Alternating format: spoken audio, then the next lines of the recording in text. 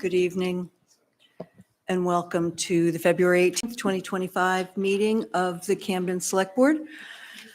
Our meetings are streamed on the Town of Camden website and at youtube.com.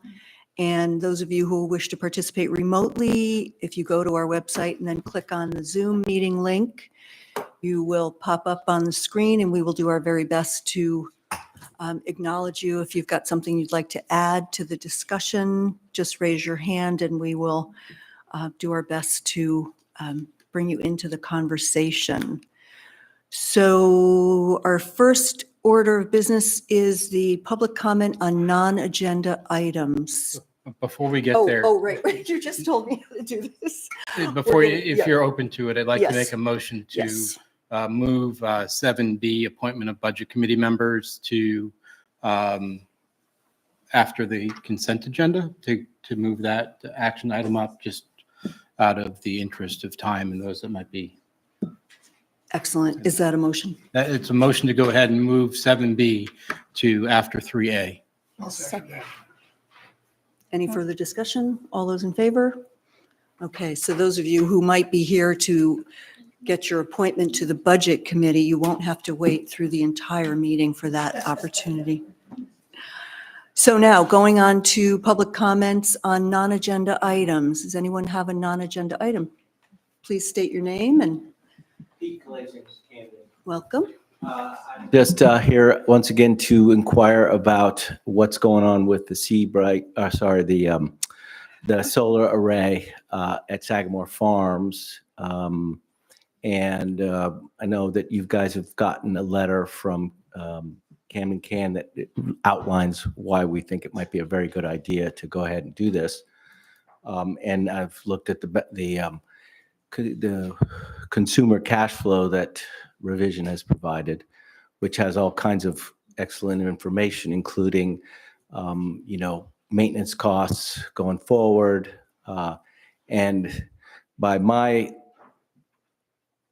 from my looking at it, this is a good deal for the town taxpayer. There's a fair amount of money to be saved. And although I'm not an accountant, I think I would highly recommend that the select board and the town spend a little bit more time thinking this through, because we're already past the original buyout date, which would have been the most favorable time. And so every day, every week, every month, every year that we postpone, I think the economics are not in our favor. So I wonder if we could maybe, I know there's certainly plenty of people in the community that would be perfectly willing to help look at this, evaluate it from a taxpayer's financial point of view, and we welcome further additions to that solar project. That land has been idle for a long time, and there's still no proposals for any sort of workforce housing or any other thing. Mm-hmm. So it'd be great to keep moving forward on trying to minimize our fossil fuel use based on our town's commitment to the Global Compact of Mayors that we signed a number of years ago. So it'd be great if we could keep moving forward on that front. So that's what I'm here to ask for. Thank you. I know this isn't a back and forth time on our agenda, but I did meet with Esperanza and we talked about, because of the sizable agenda items that we have between now and the end of the budget cycle, suggested that we have it put on as an actual agenda item for discussion following the budget period, which is until mid-April. So let's talk about getting it on as an actual agenda item for discussion after we've gotten through some of these bigger discussion items. But thank you for bringing it forward again. Anyone else with a non-agenda item? Seeing none, we'll go on to the approval of the minutes from our February 4th meeting. And those are in the packet. Hopefully you've all had a chance to look at those. Any additions, corrections, deletions, amendments? Move to approve the minutes. I'll second it. Any further discussion? All those in favor? Tom, you in? Okay. Aye, Thank you, Tom. Welcome. thank you. Okay, moving right along, we have our consent agenda for the victualler's license for 16 Bayview, and I think you'll find all the supporting documentation in the packet.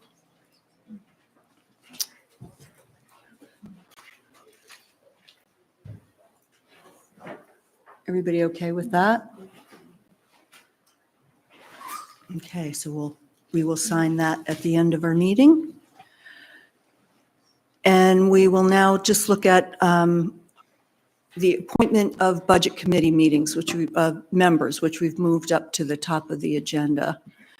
In case anyone was here and wanted to defend their willingness, eagerness to serve on the budget committee. We have 4 outstanding applicants, and we are very grateful that 4 members of the community have stepped forward to serve on the budget committee. I'm scrolling through to get to the applications. We've got Duncan Baskin, Deb Meehan, Barb Oland, and Jeff Scott. And we have, so it's 2, 2 one-year terms and 2 3-year terms. Okay. And Barb Oland and Deborah Meehan have requested the 1-year terms. okay. It looks pretty simple. Yeah, Those who want the 1 year, I don't see a reason why they shouldn't. right. And those who want the other 2, So we'll have, Three. so Barb Olin and Deb Meehan for the 2 one-year seats on the budget committee, and Jeff Scott and Duncan Baskin for the 2 3-year terms on the budget committee. So can I have a motion to that So effect? moved. I'll second it. Any further discussion? All those in favor? Brilliant. Thank you. Thanks, Chris. All right, on to item number 4, which is a dangerous building hearing on 39 Main Street. Let me turn it over to Bill Kelly. Thank you. Thank So, you. hello, everybody. Hello, board members. So I'm going to act tonight as a hearing officer, a little more proactive than I am in some meetings, because it's not something that the select board does very often. And I have done several of these, and I will, of course, at all times defer to the chair when so instructed. But my purpose is to try to move the meeting along efficiently.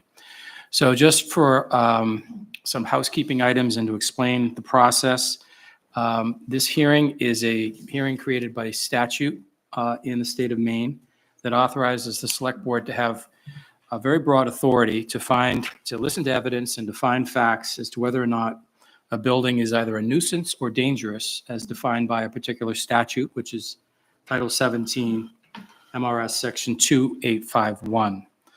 We'll get into the details of what that means in a little bit. This is a hearing that involves, of course, important private property rights. So the evidence that the select board hears this evening is evidence presented tonight. There are a couple things that have already been circulated to both Ms. Kay's attorney, who's the owner of the property, and the select board, so they had a chance to review those prior to this evening. And there are a couple documents I'll indicate are already in the record. The way this is going to work is first, the code enforcement officer for the town and the town planner will present some information and some evidence relating to their findings. And they will introduce an engineer who has been retained by the town who also did a report.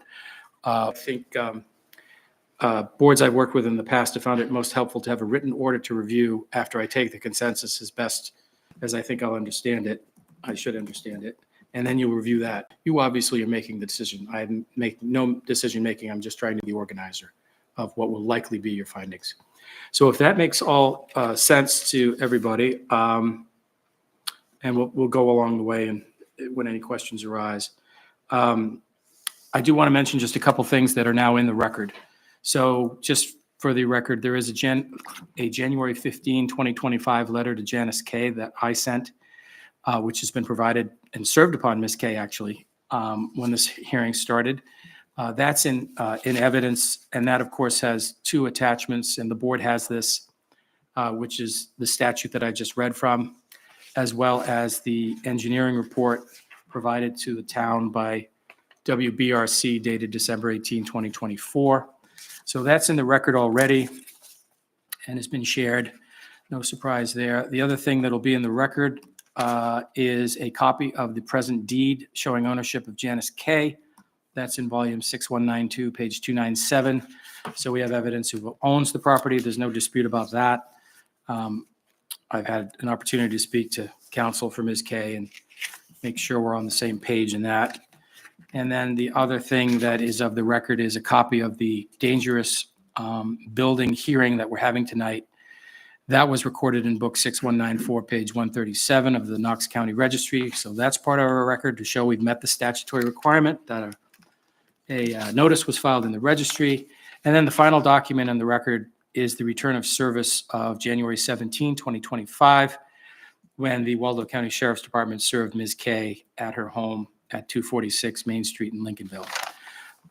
There will be other documents that both the town, through the code office, and Ms. Kay's team will have to introduce, but those are part of the record as we start. So unless you have any other questions, we can, yep, sorry, Chris. Yeah, I just have a quick question on the 4 standards that are listed on 2A.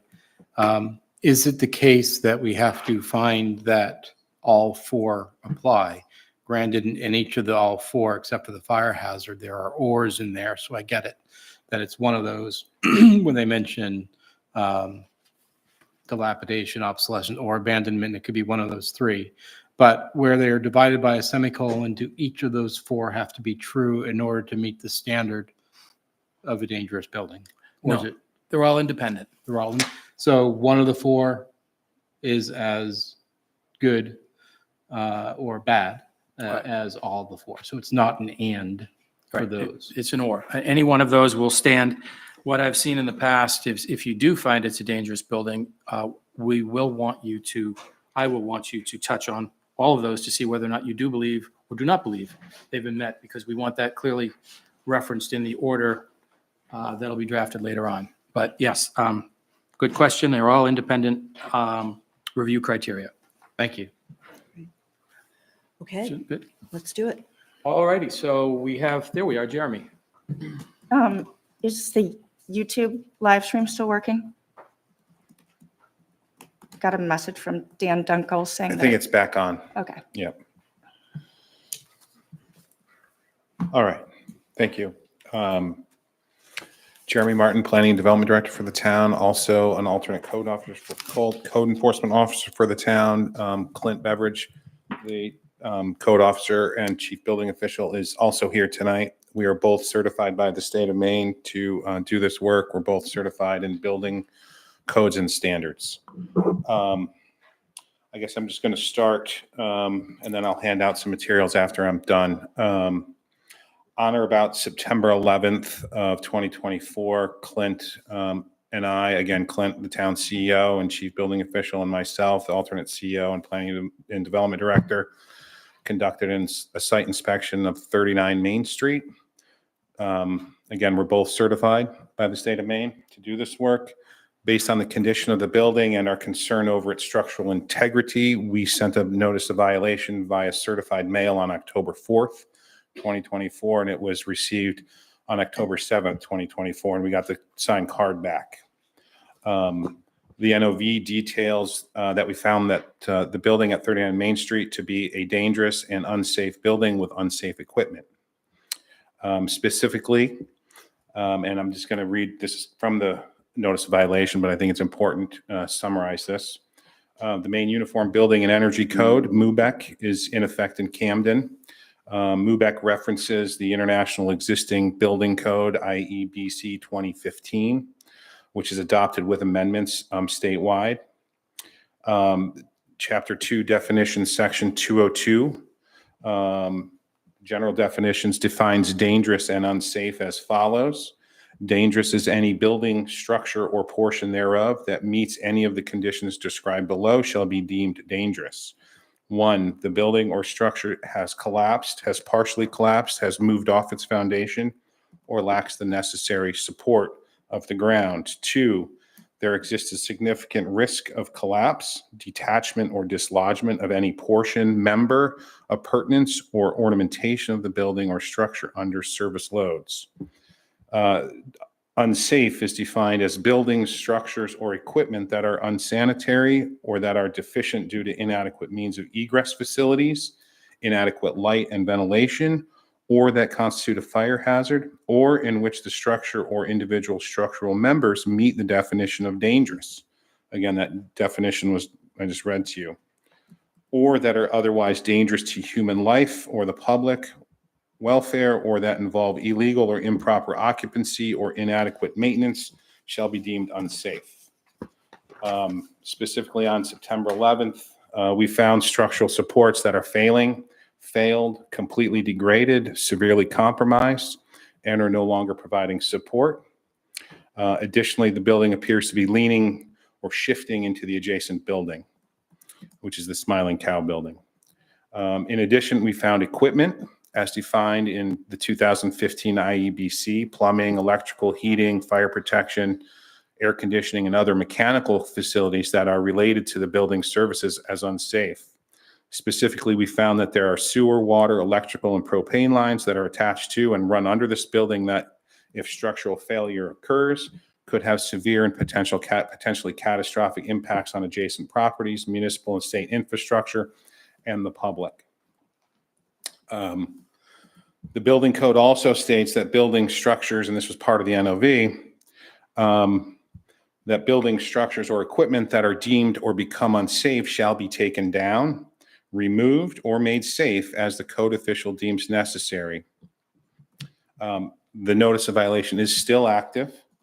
That notice required that the owner immediately obtain the services of an engineer to assess and submit a plan within 15 days. I would remind you that, or just let you know that this is not the first time we were trying to get the owner to move on this. This has been a while in the making, and we had zero response from him. Also, the notice required that utilities to be proven safe needed to be proven safe, and if they cannot be, they need to be immediately terminated or disconnected. The notice also required that they accept or reject the terms of the NOV. They did neither. Nothing was done. Then on November 13th, we sent a follow-up letter to the owner at the time, Larry Weatherholtz, and got no response. That's where we are with that. Part of the NOV, and I'm going to hand it to you in a second, indicated that there are two kind of paths that the town can take. One is MUBEC and a violation of the building code, which in our town is a zoning ordinance violation because the building code is identified in the zoning ordinance. There's that path, and there's this path of dangerous building statute. And we mentioned that in the notice of violation, that we're going to retain the services of a licensed engineer to assess the building under the dangerous building statute. That's what we did. And we have Joshua McDonald, Joshua Crofton McDonald, I believe, from WBRC is here. WBRC is a fairly good-sized architecture and engineering firm based out of Bangor. They got offices in Portland, Bangor, Sarasota, Florida, and I believe somewhere else. But a well-known firm. I reached out to them to seek their assistance in doing this work for us. And they had, Josh, maybe you can come up and go over what you had done. Jeremy, if I, Go ahead. before you shift off, Yeah. just so the record is clear, the October 4th NOV letter and the follow-up on November 13th letter, you were referencing in terms of being served on Mr. Weatherholtz. Can you just tell the board how Ms. Kay was notified about these matters as well? Sure.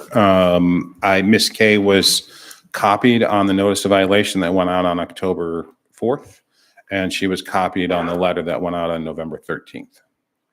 And any communications with Ms. Kay over this period as well?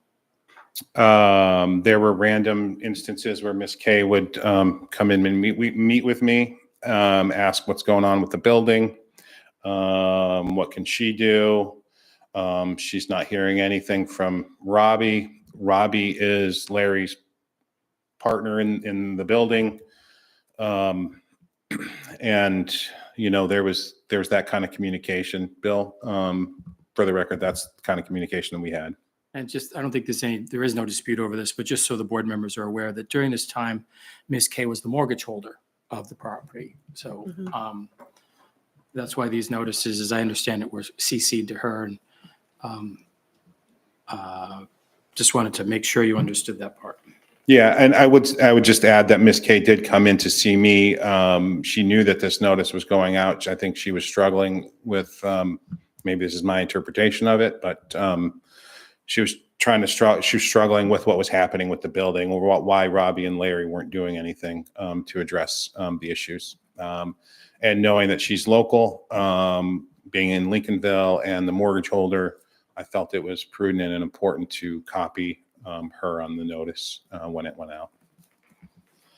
So I'll hand out, for the record, a copy of the tax card, copy of the notice of violation, copy of the November 13th letter that I sent. I'm also going to hand out copies of invoices from WBRC for the work that they did on this. There's $3,500 to do their report, and an additional $1,100. So we're at 40. What's that? 4,600.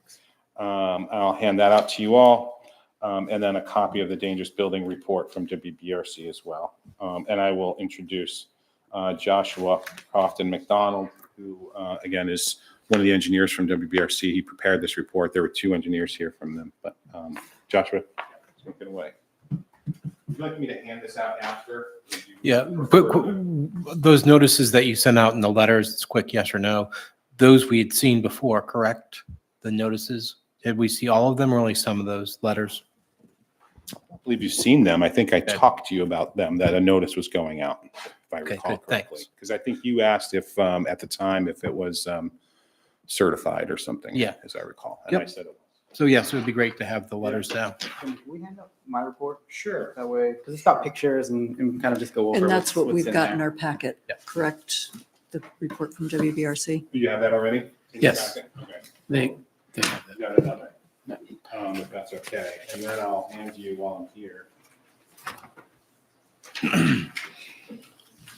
The, Just one for the record is fine, and then we'll, invoices from WBRC. I don't think you have enough. Just give them a copy if you would. So entered into the record, just as Jeremy said, are the invoices from WBRC for $3,500 to do the report, and another $1,100 for testimony, as I understand it, follow-up testimony and being here today. He's going to give you a copy of that. Did he just give it to you? All righty. This is just a copy of the letter that I sent out on November 13th. And did this letter go certified mail or? No, this one did not. It's not required to go certified, but the notice of violations, we definitely sent those certified. I was trying to reach out to Robbie during this process. I would reach out, try to send him an email or call him and try to get him to move. So, Okay. And wasn't getting anywhere, so that's what happened now.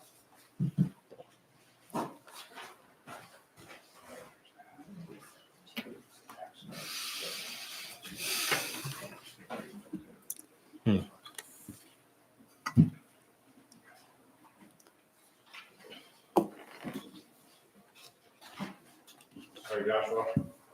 Nope, no worries.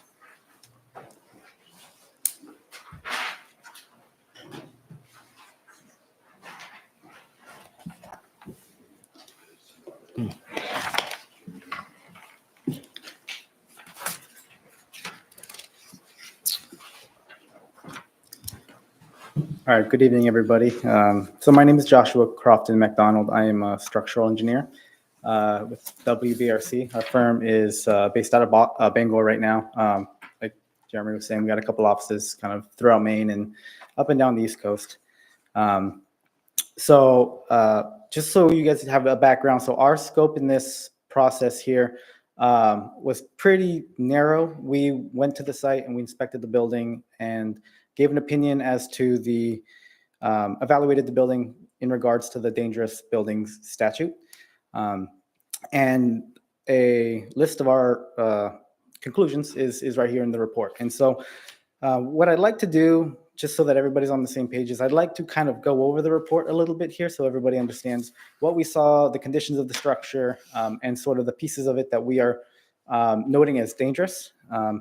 And if you look at the back of the report, there's pictures about everything that I'm about to talk about are there. So if you guys want to follow along, you'll see each condition as I mention it. So I won't go over kind of the dangerous building statute. I know Bill and Jeremy sort of already went over that. So really what we're looking at here is just what were our observations. So first and foremost, I guess we'll start with photo 7. You'll notice that there is a steel foundation post that has been sheared off that supports the back deck of the structure and is no longer supporting the structure. If you notice at photo 8, the top of that post is also not supporting the structure, and there is a space, so it's essentially floating. And if you look at photo number 10, you'll see that there are excessive soil scour. So soil is what supports the foundation. And when the soil is scoured away, there's nothing to support the concrete foundation posts. And subsequently, if you look at the next photo, photos 11 to 15, you'll notice that the concrete foundations themselves have been deteriorated, kind of indicating a lot of loose aggregate into concrete. And significantly shrinking the size of those foundation posts, which deteriorates the concrete and reduces the strength of that post to support the building itself. And then if you look at photos 16 to 18, this is where Jeremy was mentioning, you can see that the structure itself is actually leaning on the smiling cow. I can guarantee it was not intended to do that. So this is inherently adding load that was not designed onto the adjacent structure. And then if you look at the other side of the structure, the one on the side of the with 37 Main Street, the adjacent property, you notice that there's actually 2x4 lumbers that are tying this 39 Main Street to that 37 structure, essentially holding it from falling over onto the smiling cow. And then another piece of the scope of this was to identify any utilities that would be a hazard if they were to fail, if the structure were to fail.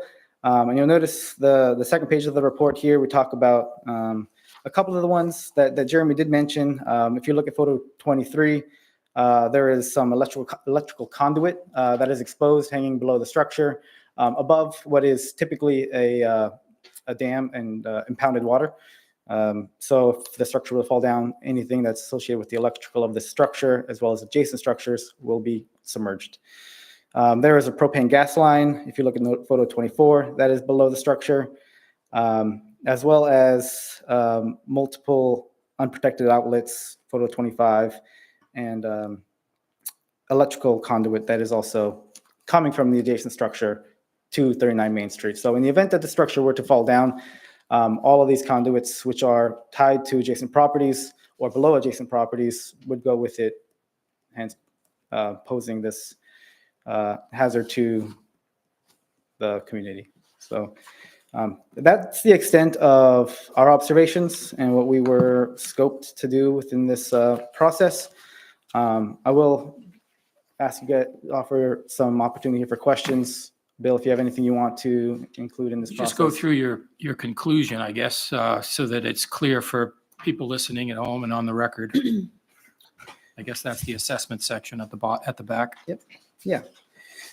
Okay. So for the record, in our judgment, the building at 39 Main Street is structurally unsafe and unstable, constitutes a fire hazard, is unsuitable for the occupancy, and constitutes a hazard to safety because of inadequate maintenance, dilapidation, and abandonment.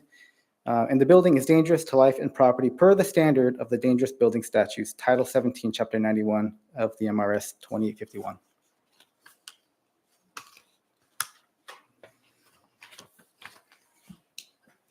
Good time for any questions Any you have. questions from the board? With the exposed conduit that is there in photo number 23, is there any electrical connectivity or telecommunications in that conduit? That is the service, electrical service to that property. So it's yes. So yes.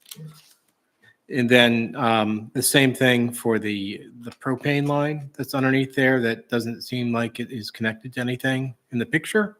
Is it just because it's out of view, or is the propane line actually, is it serving any propane, or is it just a line?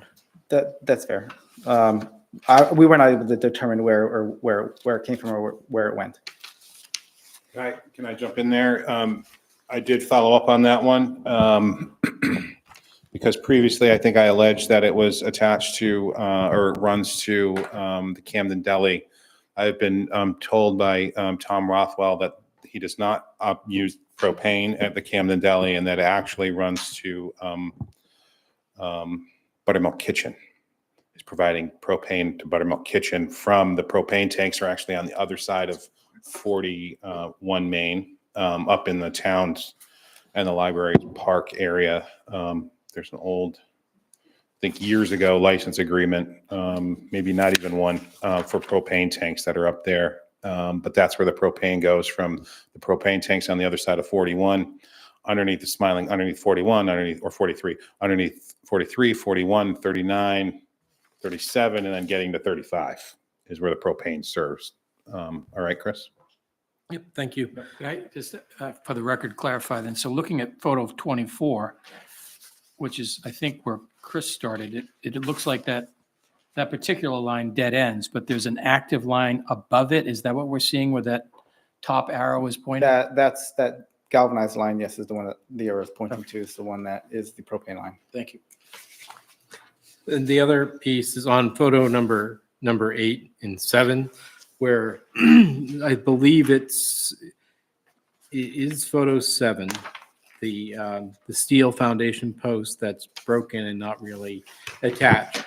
That's also not supporting anything in photo 8. Is that the same post? That is the same post, yes. So And so is that post necessary if it's not doing anything at this point? Does it matter?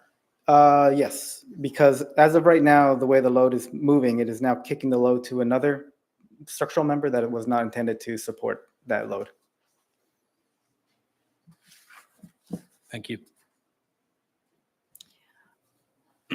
I'm curious about photo 22, about the building being physically tied to 37 Main.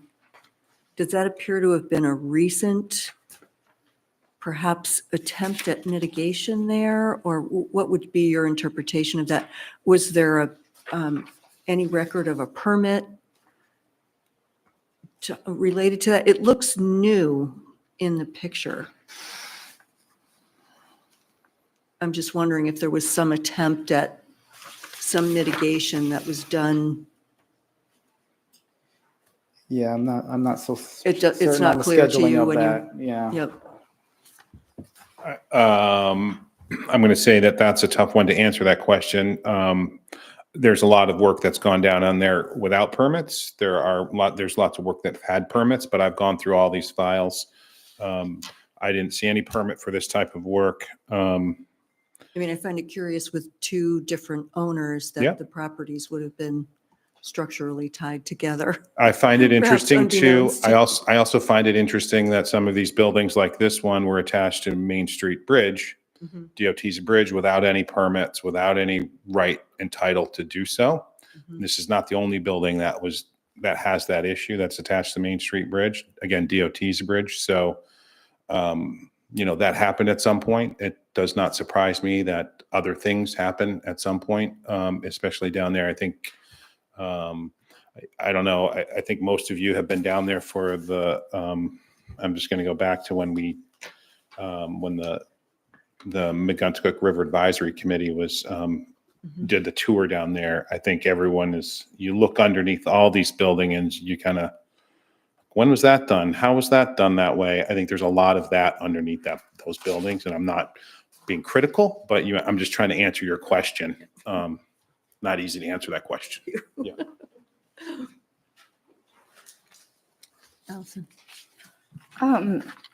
Could you just explain a little bit about it's pretty clear from your report what the structural issues are, but I'm less familiar with how a fire hazard is created. What are the specific elements here that lead to the determination of it constituting a fire hazard?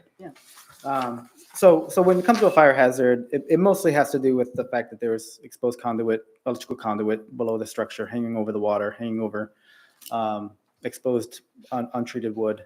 So that's essentially what would cause a fire if anything were to happen, or hopefully not happen.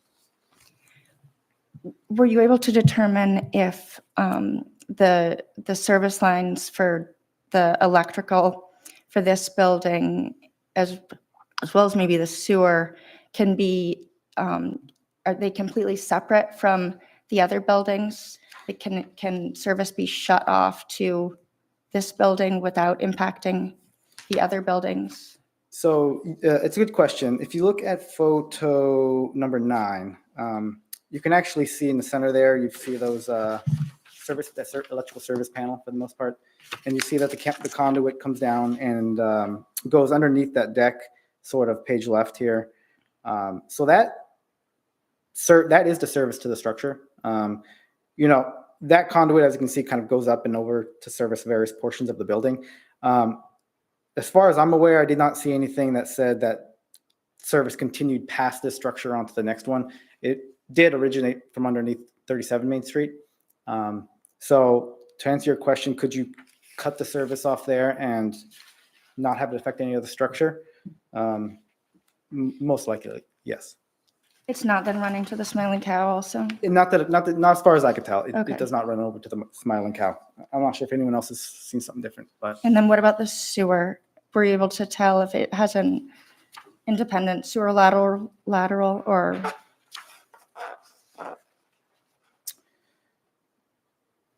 to the Smiling Cow or? This building, would, Oh, yes, no, so yes, so photo 27 is that big white service line is the actual sewer that comes from 37 and also services 39. So they are on the same service. Do you mean photo 25, that we don't have a 27? Oh, I'm sorry, 24 and 25. 24 and 25. Okay. so a leak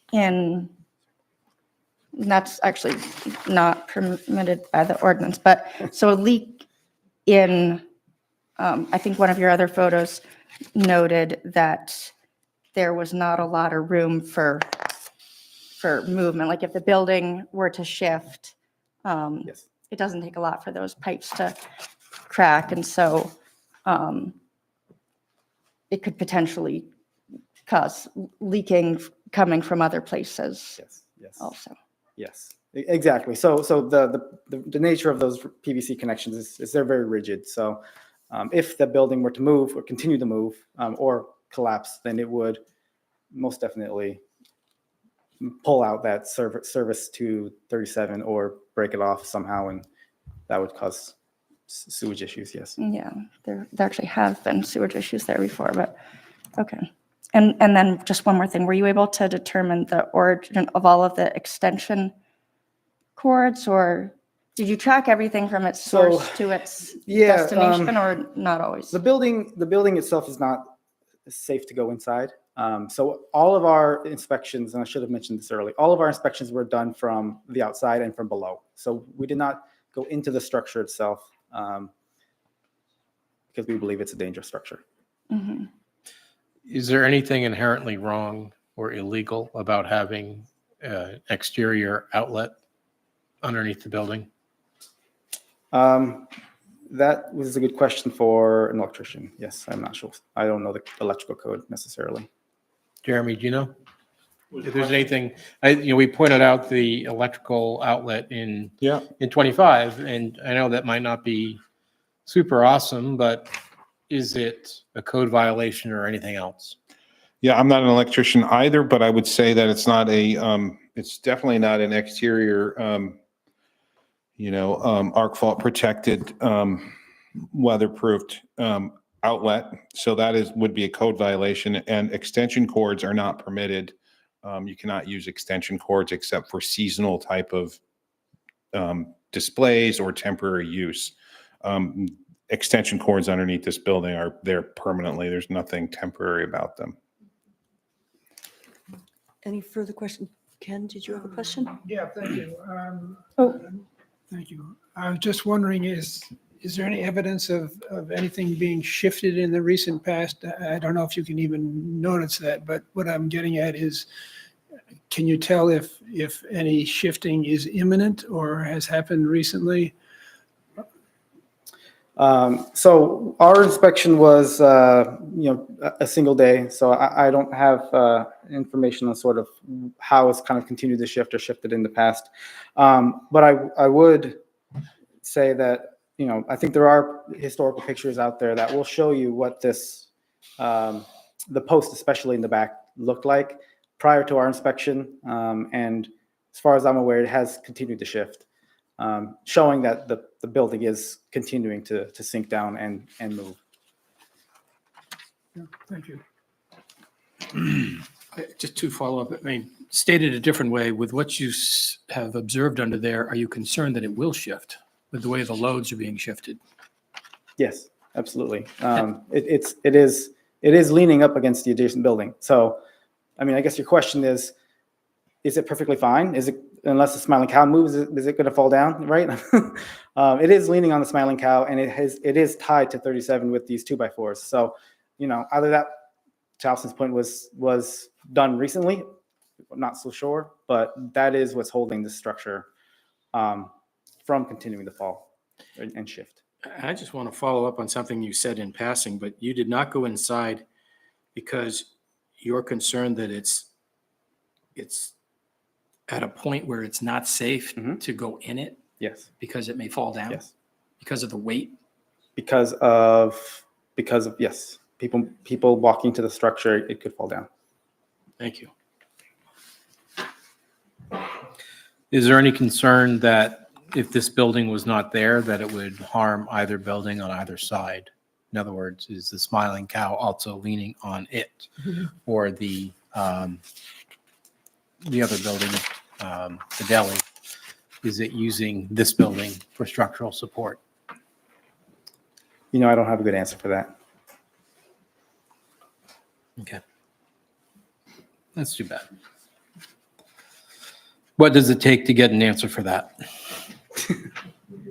It's a serious question. Well, our scope was to look at this structure in particular, right? Yep. To know if the other structures are relying on it, we'd have to do an assessment on the adjacent structures. Okay, thank you.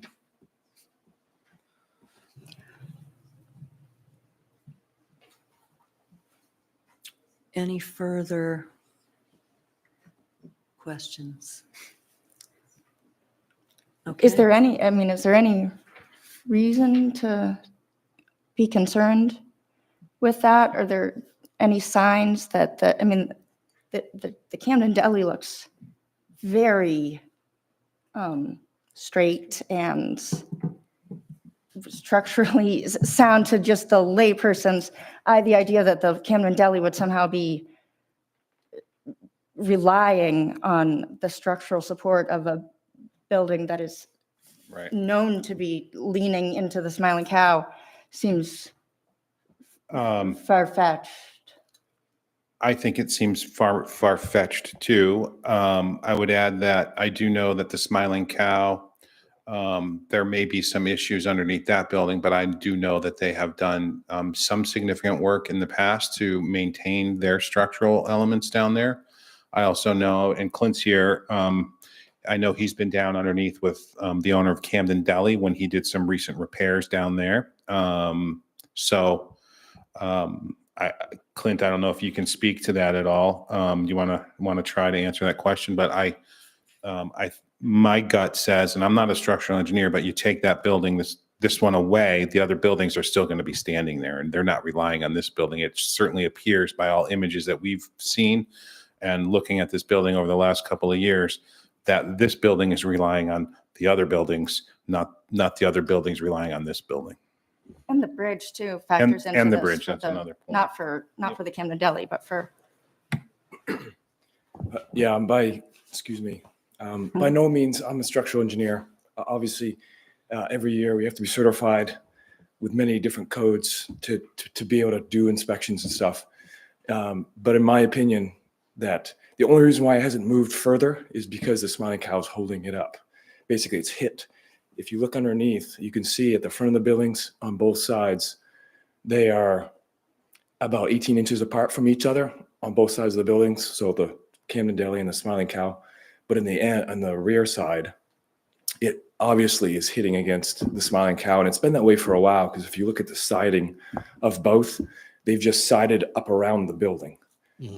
So it's been working its way over for who knows how many years, but it's definitely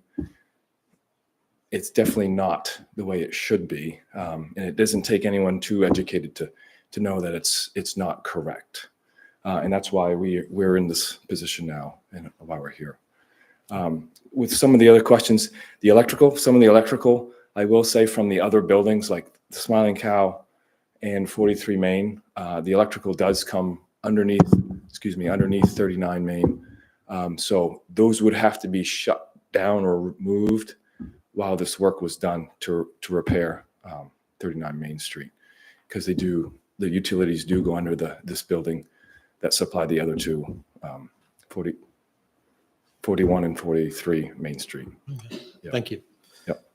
A question for the engineer then. If these things are bad that you mentioned in the 26 pages, 26 photos, is there anything that's in these 26 photos that cannot be repaired given enough time and money?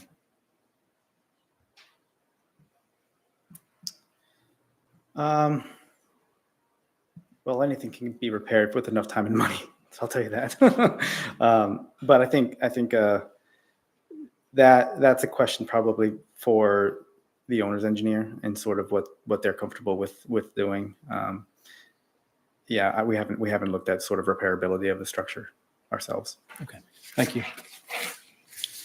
Okay, shall we? And I would just add on Yeah. to that. I mean, I think there's enough, if there's enough, I've heard this statement a long time in doing this work. I mean, if you have enough cubic dollars, you can do much of anything, Chris. So, I think it's possible, certainly possible to remediate and mitigate these problems, but it will cost a lot of money. It will cost, the timing and mobilization. And this is something that I have been trying to stress to the prior owner especially, is mobilizing and doing the repair work in this location. It's not an easy location. There's no access except for off of Main Street or off of the backside from town property or library property. And then on top of that, you have the water levels to deal with. And we don't know, right? I mean, yes, in the summertime, we do a lot routinely lower the water level in the dam so that people can do repair work. We've done that a few times this year. But the challenge is, especially other times of year after, especially springtime, when, we get the snow melt, those dams at the lake are opened up to let water out. So we're not flooding everyone upstream. So I think what's critical for anyone in trying to fix this is coming up with an appropriate plan to how do you manage it? How do you do it when water levels, you have no control really of the water level a certain time of year? It's not like we can just shut everything off to let water, let that water drain out so work can get done over the course of time. So there's a lot, money, mobilization, planning, how does this all work? And this is what I've been asked after the owners for a while now. Okay. Thank you. So our next steps would be to hear from Yes. Janice Kay's team. Absolutely. Just make sure you turn the mic on. Okay, Susan, just state your name for the. yes. I'm Susan Thiem. I'm the attorney for Janice Kay, who's now the owner of the property. I just had a couple questions. What would be the minimum that would need to be done to make it structurally safe? Has anybody come up with an idea of what the minimum is? It's a good question, and we haven't come to that conclusion yet. You know, we sort of evaluated based on the dangerous building statutes. So everything in here constitutes a dangerous building. Now, what would be the bare minimum to bring it up to something that the town would be comfortable with? I think is a different question that we haven't quite looked into yet. Okay, thank you.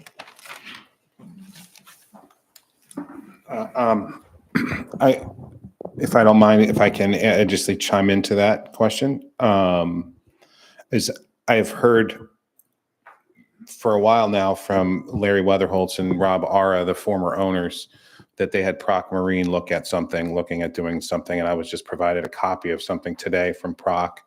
This is the first time I've seen that. That was 5 years old, and I did a quick look at it. It's 5 years old, and there were, I don't know how many repairs of those posts. I think 13 of them they were looking at repairing at about $13,000 a piece. That's correct. Okay. So, I think from the town's perspective, what we would need to see is a stamped plan set. And when you asked the minimal to stabilize it, I think that was in essence your question.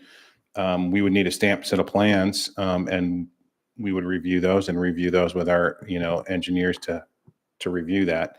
That's what's minimally going to be required, and it's got to comply with the building code, and it's got to comply with the floodplain management ordinance, because you're right in the floodplain there too. So you're actually in the floodway. So it's got to comply with those codes, and that's what we would need to ensure as a minimum.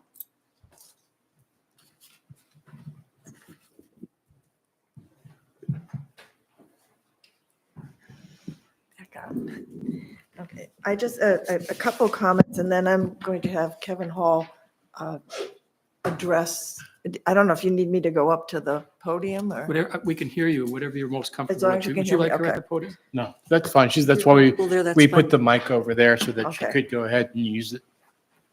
Just a couple of things, and some of it you may already know, that even though Janice K was involved when the notices first went out, she was a mortgage holder, and she was interested because she was trying to protect her investment.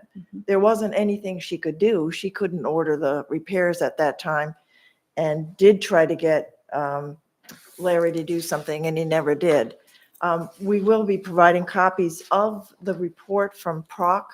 This was actually done in September of 2020 when the property was first sold, and it was actually addressed to Robbie, who is the partner of Larry, who was the owner. And it gave an analysis of what needed to be done, and she had assumed, I think that they were going to do something, but they didn't. But at least, we have a starting point for, Proc is familiar with this and could probably produce the report, but we're going to need some time to do that. The other thing that's something that just came up now, is the question of those utilities. And I don't know if the town is aware, but in the deed, it is the neighbors who have a right-of-way to run those utilities. So just speaking as of doing, real estate work, I think those particular neighbors, when it comes to moving or doing any kind of repairs to those utility lines, those people are going to have to come in, because the way the right-of-way reads in the deed is that they're the ones who are supposed to maintain those items.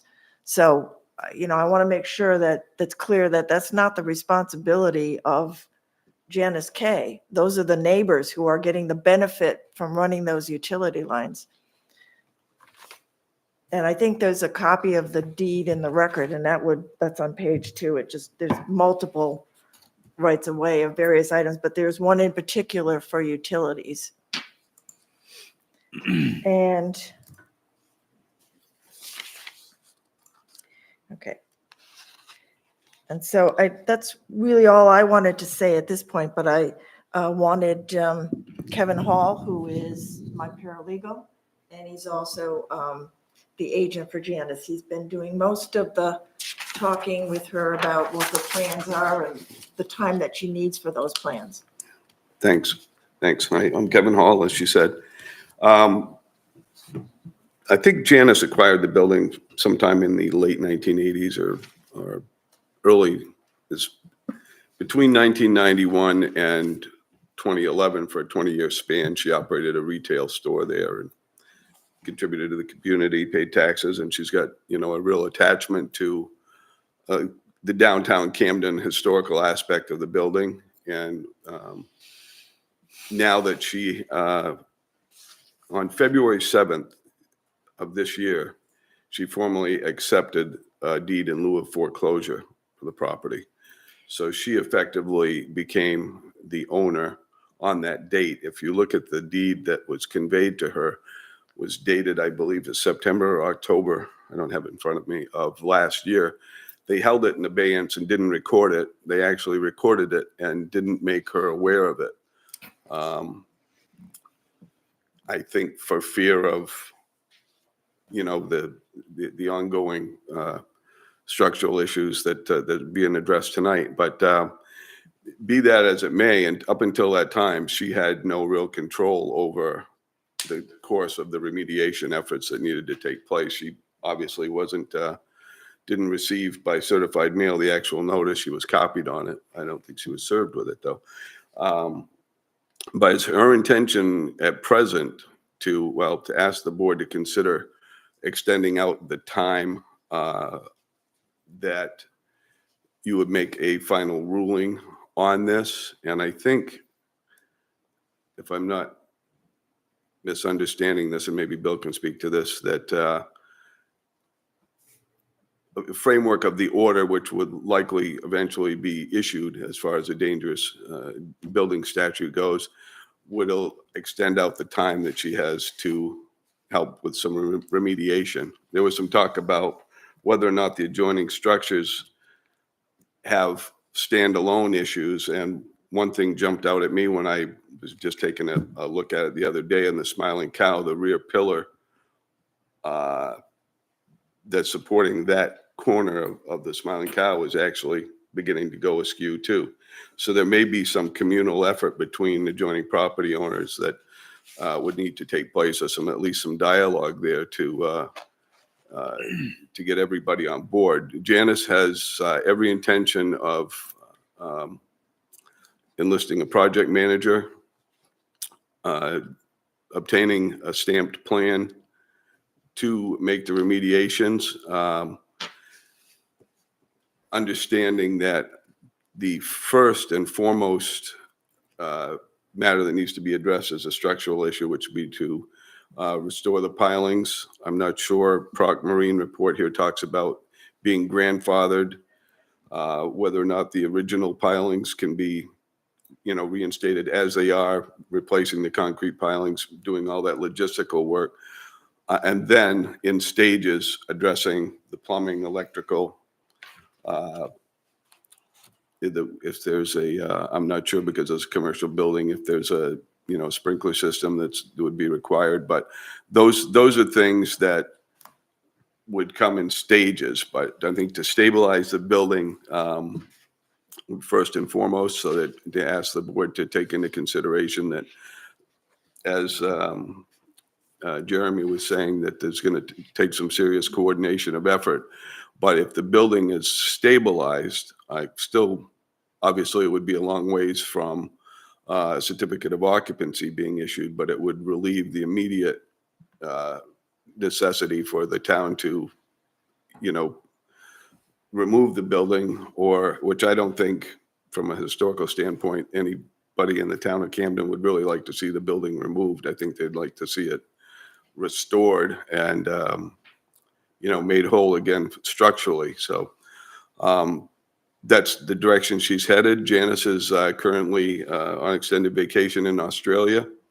And I believe her daughter and they're actually participating in the meeting tonight, or listening at least. And so. That's Terra Nova. Oh, that's Tara. That's Well, yeah. the daughter. Up there somewhere on the right screen. But anyway, and I'm familiar, there's another situation in Northport that Bill's been intimately involved in where the owner hasn't been entirely on track with the required remediation, but have made efforts, and there's been some leniency allowed for unforeseen circumstances that have come up that have kind of delayed the remediation. But when steady progress is being made, I think there's some give and take for for that consideration. So basically, going back to whatever order issues and when, taking into consideration the logistics involved, that she would be allowed ample time to present the town with the first off a stamp plan, and then enlisted a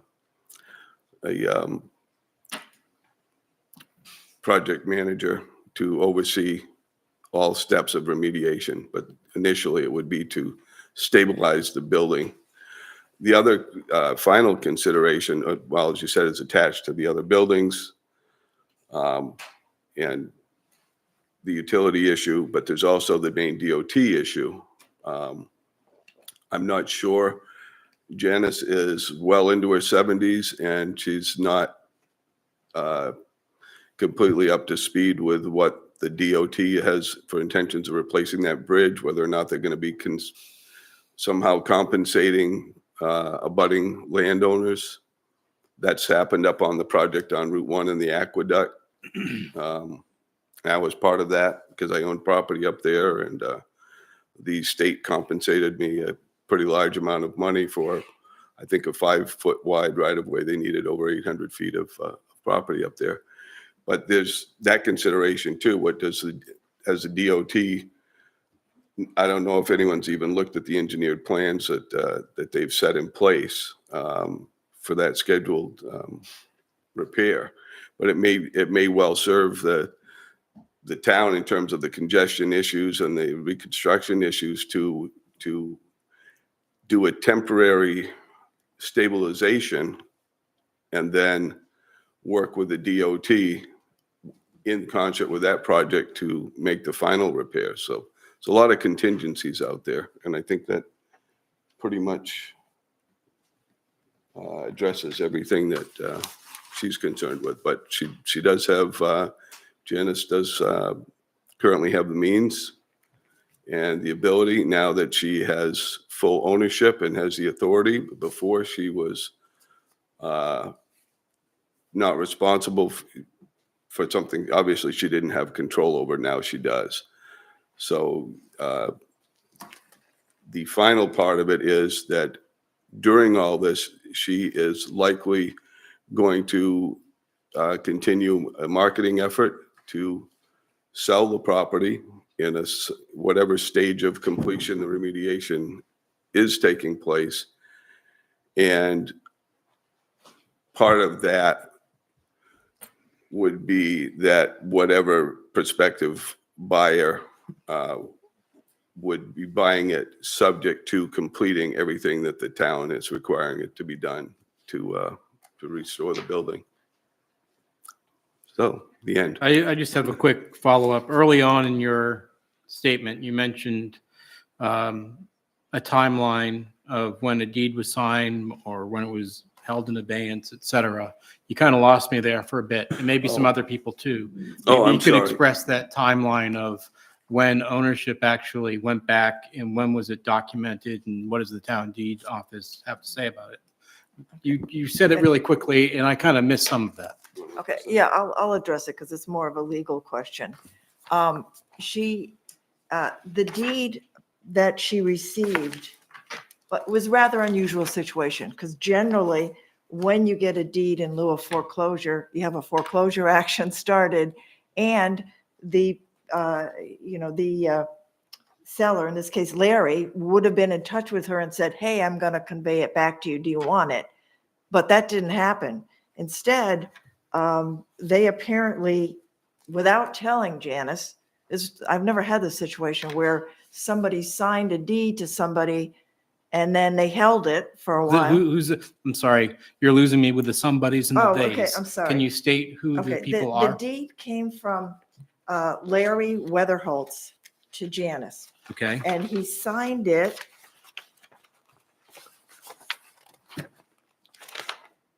on October 23rd, 2024. It was not recorded until January 10th, 2025. It was recorded without giving any notice to Janice that they had given the property back to her. Rather an unusual situation. And under Maine law, when you have the transfer of property, the deed, the language they always use is signed, sealed, and delivered. And until the deed is delivered to someone, the title hasn't passed. The recording just shows that there's this deed, but it actually has to be delivered to the person who is getting the property. Otherwise, I mean, you could have a situation, somebody wants to get rid of property, they could just record a deed giving it to someone, and they wouldn't even know they owned it. In fact, we didn't find out about this until probably shortly after that January recording, when a friend of Janice was reading in the Knox County Right, the deed Registry transfers, transfer that she owned the Yeah, property. I It's like, saw what the that. heck? Said, wait a minute. what? And then we went and got a copy of it, and sure enough, it had been transferred. So she wasn't sure what she was going to do, and she didn't accept that deed until February 7th. That's when we actually accepted it and got them to send us the original deed. So, And had they been in foreclosure? no, I mean, we were ready to foreclose because they So hadn't they been were making not the current on their payments? They were not current on the payments, and they hadn't paid the taxes. Uh-huh. And so But she did accept the deed. she accepted it on February 7th. So it's not your position or Janice's that she has the property against her will. No, she has She it now. She yes. chose, yes, this She is what I chose to want. accept it, yes. Okay. Yeah. So So that's probably a little long-winded, but. she's not trying to give it back to them. We are speaking No. with the right people. Yeah, she gave it a lot of thought. She wasn't sure she was going to accept it, and then decided and instructed us to let them know, and then we formally accepted the deed. And I have a question. Remind me of your name. I'm sorry, Kevin. You said at the beginning of your remarks that it would be your preference to have us postpone any determination of a timeline. To my way of thinking, I would prefer a timeline sooner rather than later, even if it does extend out for a number of months or however long. But I would think that the sooner we can all start to take action to mitigate, the better off we would all be. I mean, do you sense that it's Janice's wish to push this out until, I'm not sure what anybody gains by delaying understood, establishing a understood. timeframe? Not necessarily push it out, but just that in the final order, I guess, because I would assume it's eminent. It's obviously structurally unsound and needs remediation. There's not really much room for debate there. Right. But from the logistics standpoint, that allowances be made and considered to allow, an extended period of time to take remediation and steps. And the first and foremost being the support structure. Then we could address the electrical and plumbing. But those are all, I mean, my almost 69 years in the community here have shown me that in the current climate, trying to find contractors to do anything. I mean, you can't even find a kid to mow your lawn. It's that bad. So, due diligence, try as she may, it may take some time to get all of the pieces put together to get this done. So if an order is forthcoming sooner, obviously, and I understand your concern, just asking for some concessions to be made that we're doing our best, or she's doing her best. And when she engages a project manager and would work in close concert with the code enforcement officer and whomever else needs to be involved in the process. Thank you. Does the property have insurance? Currently, no. And I'll address that just very quickly because we've dealt with fire and loss and things in the office over the last decade, and pre-existing conditions, the insurance wouldn't pay. You can get a policy and they'll sell you it, but as anybody that's ever had an insurance claim knows, the insurance company will find every reason not to pay. Yeah, so I guess, I mean, I really have sympathy for Janice and admiration for the whole family, actually. But from a community perspective here, there's a significant threat to public resources here. And if, to hear on top of it that there isn't insurance, I mean, we make, people that own private piers have insurance now and things. And so if what we're hearing is that the building could fall down, there are engineers concerned that if they go inside, it could fall down. It's continuing to shift, snow load, any number of things could cause problems, submerging electrical service.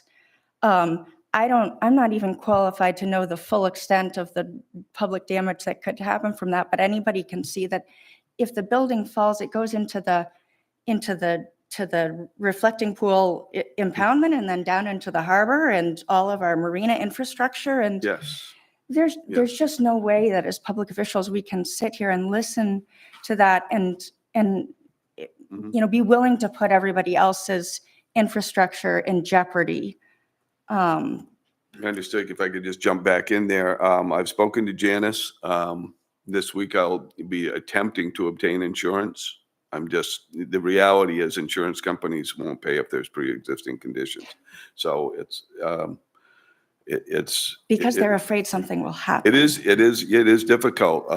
According to Robbie and Larry, there was insurance. He was going to be canceling the insurance. We never obtained a copy of the policy, which was one of the requirements of the mortgage to show proof of insurance. The standard mortgage clauses that, the property wouldn't be laid to waste and dissipated in value. And those fellows and they're both, I believe they're both octogenarians or well into their late 70s. Very difficult to communicate with, very difficult to get answers with. I've worked with Larry and Robbie for the last 3 years over late payments and delayed payments and rewriting a note and, grand good intentions, but no real follow through. So, but I will work to continue to try and seek insurance for Janice. That's something that I'm concerned that even beginning the restoration process, that some of that could even put public infrastructure in greater jeopardy than it is now. You start to have a lot of equipment down there. The water comes up. I'm just not convinced that there's a full understanding of everything that's involved. The Library Board of Trustees controls Harbor Park, all of the access for anything. It sounds like it would require significant staging. There's an abandoned storage tank there, or I don't know, it's not abandoned, I suppose, an old storage tank there.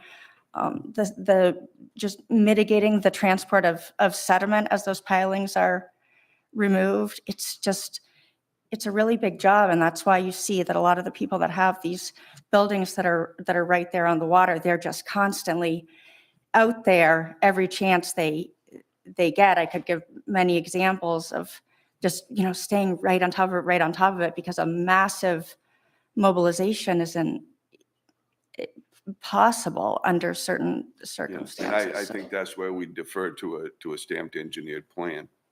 But yeah, I mean, that's the engineering plan. I guess I would want, in addition, I think that the town would need, in addition to a stamped engineering plan, it needs a water management plan, a plan for how practically, the mobilization could happen and the logistics and the, permission from abutting property owners and Just to kind of jump in here, when Proc in Marine Company, they do this all the time. This is not that unusual. There are many buildings that are on pilings near water. And so they put together a plan of what could be done and based on the tides and things of that sort. So it's not, even though to the layman, it probably seems overwhelming, but it's something that's done all the time. It's just, she's going to need a little time to get moving on this. That's why I'd asked the engineer that was here, what's the minimum, so that we could at least have an idea, but we can certainly have Janice, get that engineering plan and at least find out what the minimum is to stabilize it. I mean, it may be a matter of doing some of the outer piers, getting those corrected so it's not going to lean, and then work on the rest of them, because I think there's like 13 piers in this building. And in fact, I have one other question. You had mentioned as well that she's going to continue to market it. Does that mean that it's currently for sale? Continuing would mean it would be. Yeah, officially, yes, but there's no realtor involved. And, just, we deal with a lot of venture capitalists. We deal with people that are real estate investors that are intermediaries between properties being foreclosed on and the owners to take possession pre-foreclosure. There's a lot of private interest out there floating around. I'll be speaking to her later this week, actually after this meeting. 16-hour time difference, so it's the middle of the day, middle of tomorrow when I was. So are you saying then, it's a yes or no, if she had a reasonable offer for the property, do you think she would accept? Yes. Yes. With the understanding that the restoration would move forward, because her sentimental attachment to the property and her attachment to the community over the last several decades would dictate that sale, that they wouldn't just take the building down and sell it. I mean, obviously the property has value. The land alone is valued at over $500,000, according to the. But the tax records and assessed the value. tax bill. It appears to me that we're in a bit of a race against time.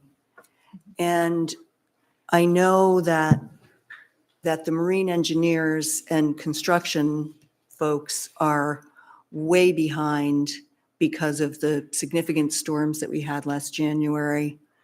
I have family members in that business, and it's a tremendous backlog of any waterfront reconstruction at this point.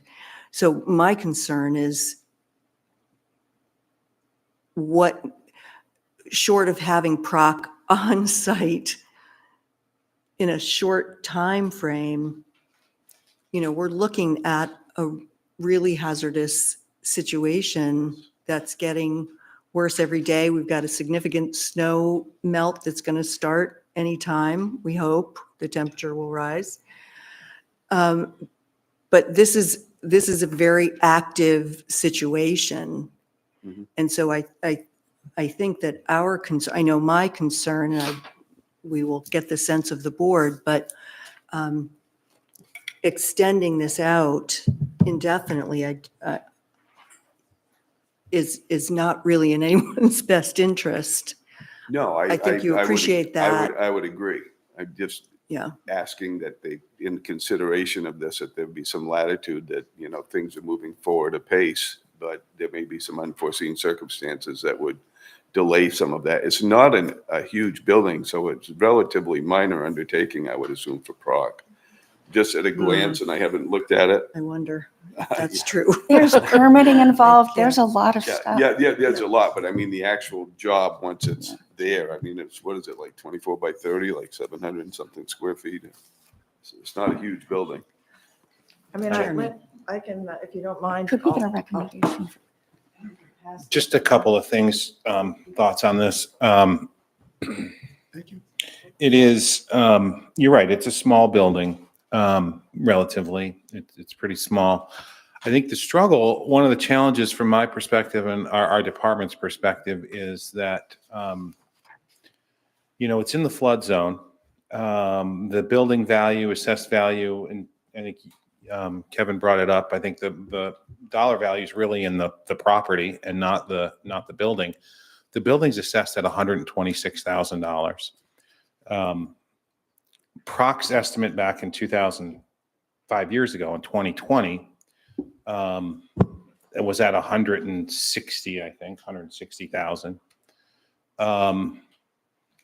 So with the building assessed at 126, you're doing work in the flood zone, you're spending more than 50% of the value of that building on the work, then you got to bring it up to standards to today.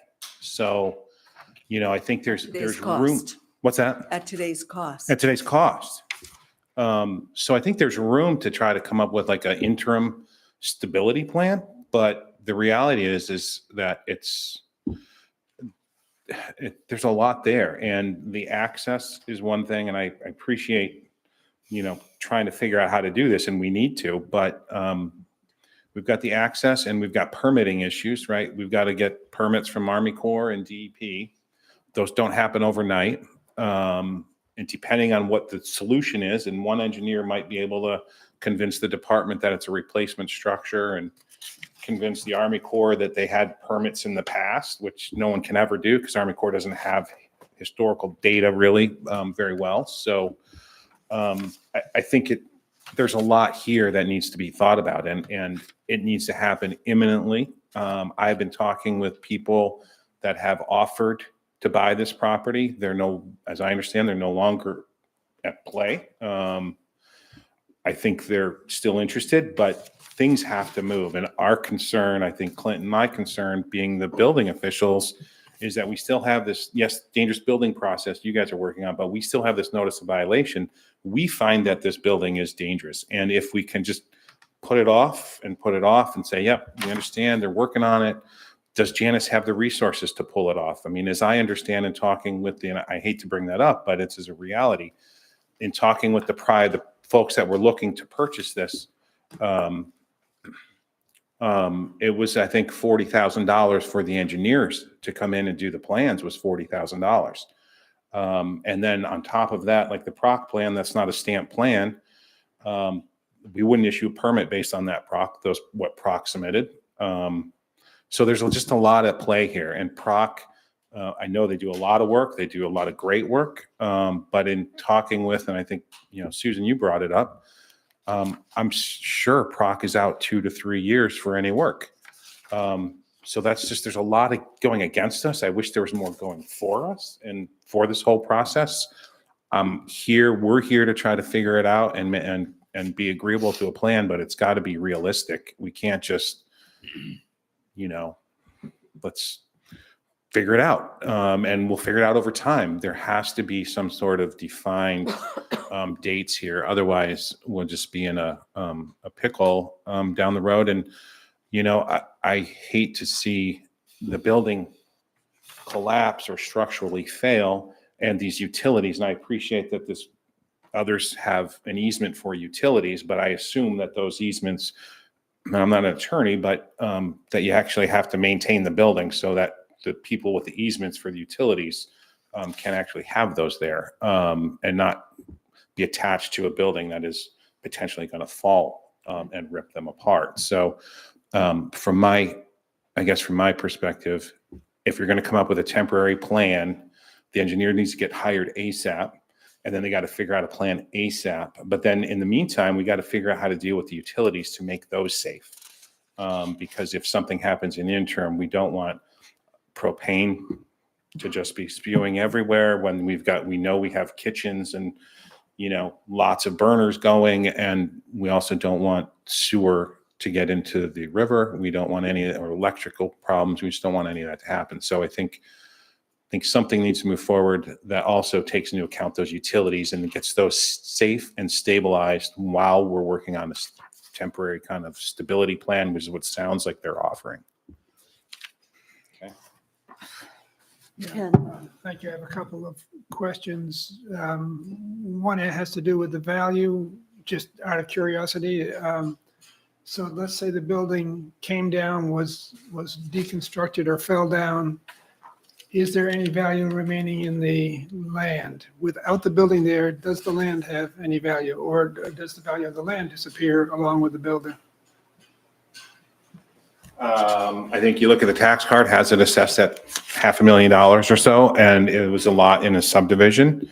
And, you know, it is an approved lot, albeit over the water. The state of Maine does not own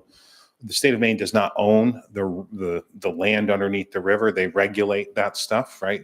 They regulate what happens in it, and Army Corps does too. But I went through this a while ago on this property, and they own the bottom. Okay. But the water and doing work in there needs permits and everything else. So whether you can get permits is another thing. Yeah, my other question has to do with the timing, which seems we're circling around the timing, and it seems to me that our job, if we are to do a finding of dangerous building, there will be a timeline attached to that finding. Somebody has to step forward and suggest a timeline. Is that where we're at, Bill? Either you could ask the question of what's your timeline, and then if you don't get one, you can create your own, or you don't even have to accept theirs. There we go. I would like to bring that to the table. What do you have a timeline in mind? You know, I'm not trying to kick the can. We're brand new to all of this in the last couple of weeks. We haven't had, there was negotiations on a sale. The contractual agreements didn't come to fruition. So she finds this in her lap literally in the last 2 weeks. I would guess that she could obtain an engineering plan within 60 days. And I'd say 90. 90? Yeah. Okay. Just, I'll it's, defer to. I'm sorry, but what did So- you say? so- Susan? at least like 90 days to come up with a plan. And they may come up with it earlier. It's just depending on if they can find an engineer. I mean, we're hoping to maybe go back to Proc engineer because they already have much of the legwork and see if they can refine that a little bit and maybe answer that question of what's the minimum that needs to be done in order to stabilize it. Yeah, and there's nothing wrong with acting in consort with waiting for an engineered plan to try and, solicit contractors that can actually do the work. That does, thank you. I don't want to interrupt you, but I was going to turn back to Jeremy, and you mentioned that, there may be an interim stabilization plan. They've framed one timeline. What's your timeline? What's my timeline? Yeah, I mean, my timeline goes back to when this started, when we issued a notice of violation in October. We did an inspection in September. So, I mean, here we are, we're already, 5 months into this, that we found that it was a note of, under the building code, a dangerous building, unsafe equipment. That still stands as far as I'm concerned. Your dangerous building is moving forward a little separately, but I mean, if it's dangerous, it's dangerous. And if there's a threat of it to collapse, which we believe it is, that can happen at any time. So if you keep punting this or putting it out there and say, yeah, we're going to give them another 3 months to get an engineer. Now we're 8 to 9 months away from the notice of violation that was issued. I mean, I think something has to be, I know that there were people engaged within the last month that had engineers ready to go. I don't know what happened between, I believe they were speaking with Larry and Robbie and Janice to try to make this deal. I think they had people ready to go, but the reality is to call up an engineer, and I appreciate what Susan said. When Kevin said 60 and Susan said 90, that's the reality of calling an engineering firm today. I mean, you can't get them out here in a hurry. And that makes me nervous. It makes me concerned about the unsafe equipment again. So maybe this interim figuring out this can happen, but immediately people are addressing the utilities, because I don't think anyone wants sewer to be dumped into the harbor. I don't think anyone wants a propane leak that could potentially be catastrophic on Main Street. Allison. Oh, I'm sorry. Can I address the utility issue? As I pointed out, it's a right-of-way easement, and I think that the town needs to get in touch with the people who have the right to run their utilities and find out if because they're supposed to maintain those pipes and conduits and things, and get them on board that maybe they want to contribute some funds to making sure those utilities are safe, because they're the ones that are using it and they have the right to Can I- use them. I appreciate that, but we are not in the business of negotiating easements with private property owners and telling them they need to fix something. From my perspective, we have a property that has easements on it, and they need to fix and deal with the situation. Whether it's they need to reach out to them and say, hey, we got a problem. Our building's dangerous. It might collapse. We got to figure out your utilities. You got an easement that are running underneath underneath the building. They need to deal with that. I don't think that anyone should put that on the town to chase down the utilities and force them to do it. The building that's the problem is not a town. It's not town infrastructure. It's this building. Those utilities, I assume, were appropriate and had the easement and everything was good until it's not. And I've spoken to Janice in the past trying to give her some advice because she'd come into the office when she was trying to deal with Larry and Rob. I said, Janice, you're the mortgage holder. There must be, and Kevin spoke to it, there must be some requirements in the mortgage that they've got to maintain this building. And she said, oh yeah, there are. I said, well, go after him. I don't know. It's an unfortunate situation where we are, really, and got to get to a resolution. And I just putting it off for months doesn't work, in my opinion. Yeah, we'll take one more question, and then I think I'd It's like to not a- get to. It's not a Yeah, question. I yeah, mean, go I ahead. think that it's very clear. We need to move forward with the finding of it being a dangerous building. And we need to require that proof of insurance be provided and that the utilities be disconnected. And if that has implications for other property owners, then the town or whoever else is going to help them deal with that. But we need to take immediate steps to protect the town. And if they can pull off getting insurance in the next 30 days, then we can have a conversation about moving forward with a longer term plan. But I would like to see us make the finding of it being a dangerous building, ask for proof of insurance with certain requirements that would be protective of the town in similar ways that we require in other instances, and take steps to shut off the utilities. I think that it's the town is the sewer system. So we should do an inspection of those laterals and figure out what's going on there, what can be isolated. And then my understanding is that we would develop consensus here, and then you would be writing something up that we would vote on next time. So, I'm not gonna get to that tonight. right. Sure. So then we would have, in 30 days, we would be checking in to see, if the insurance was possible or not. To me, that's a really big part of it. Well, and as stated, insurance can be issued, but whether or not they'll pay on a claim, I mean, if something catastrophic happens with the building, it's in the hands of it's their job to say no. That's Yeah, what it's insurance essentially a false is all sense of about. security because it dealt with insurance. Yeah, I mean, I companies ad appreciate it and nauseam. holding the town harmless to whatever, if I'm that's not holding the town harmless. There needs to be some kind of liability. right, but it's going to fall back on an insurance company as to whether or not they will pay a claim if there is one. I appreciate including that, and I definitely agree that we should, but if push comes to shove, Something that the will pay likelihood- for cleaning it up if it falls down and ends up in the harbor. And if that's not possible, then that should really tell us something. Is proof of insurance one of the 4 items that are here to determine whether a building is safe or not? I don't remember that being one The of building items. isn't safe. They've said tonight And that the the other building isn't piece safe. is with the building being determined safe or not, is it actually legally a thing we can do to request utilities be disconnected? Do you know, Bill? Sure. This property is what you have jurisdiction over. What's on this property you have jurisdiction over.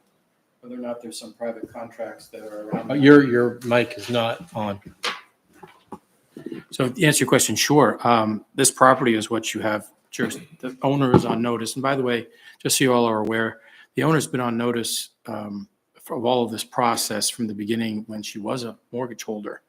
Because in Maine, when you're a mortgage holder, you actually do hold title. Right. When they gave the deed in lieu of foreclosure, they just gave up the right of redemption. So it's not like this just happened 2 weeks ago in terms of her being involved. So to be clear about that. But yes, everything on this property, regardless of who has some other private contractual right, it's their responsibility. They may have divvied that up between them. They're the owner. They're Right, between them and a neighbor. But this is this property that is about to, I think we all agree, fall down. I would also add that section 115.1 of the IEBC states, I said it earlier, and this goes for building structures and equipment. It says that that hereafter become unsafe shall be taken down, removed, or made safe as the code official deems necessary. So it's just not the dangerous buildings that I'm referring to, the utilities that, that's a code citation that we cited them for. And they have not addressed that. So we can address it aside from this issue. We can address that and force that to make those utilities safe. And I think we need to do it from both perspectives. The select board needs to take a stand on it, and I think we need to move on it. I'd be more than happy to help Janice and her folks work with, abutting properties, because if, again, I'm thinking of Buttermilk Kitchen and the propane line, that propane's coming from the other side of the nail salon, and it's got to go underneath this building. Where else is it going to go? So it may have to end up, a propane tank may have to end up down at the public landing for a certain period of time.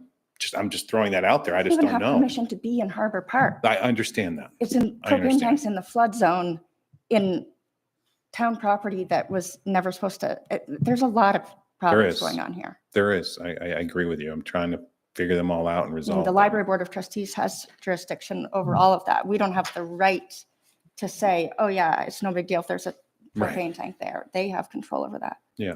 I was just pointing it out that if 30 days we come back and we got a plan to deal with the utilities, or utilities are addressed within 30 days, which I think we need to deal with them in some fashion pretty quickly, that might take having to come to the town to you folks for, a license agreement for the temporary location of some propane tanks or something for a period of time. I'm just throwing that out there. I just don't know. I'm trying to envision what, like, Yeah. Buttermilk that probably has, they got no idea that this is such a problem. Right. So. Let me just clarify one last So, thing from Bill. sure. And then I want to, Yeah, just one last thing, Bill, just to clarify on the ownership. I believe you said that it is actually Maine law that since Mrs. K was the holder of the mortgage, I don't know if that's the right term, that she in fact then was the owner in a way, as much like if you have a loan from a bank, they own your house until you pay for it. it's a bit of a technicality, but yes, she actually, a mortgage holder has title to the property. But It's because this property can't get a bank loan to begin with. right, it's neither Because here it's nor the flood zone, but sorry. Go ahead, Bill. it's neither here nor there in the sense that they were both notified. Okay. And the notice that's filed in the registry is to both of them, because we wanted to catch this, but we had no idea that this deed in lieu of foreclosure was going to be filed without knowledge or any of that, and that it was going to transfer back, and they didn't know either.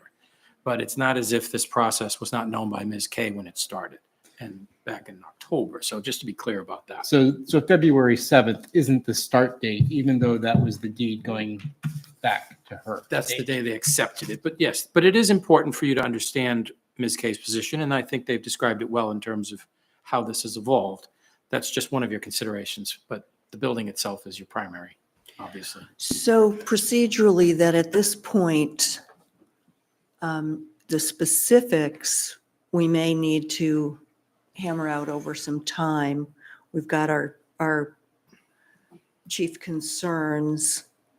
The actual determination, do we need to do that tonight, or is that something that we can make that actual determination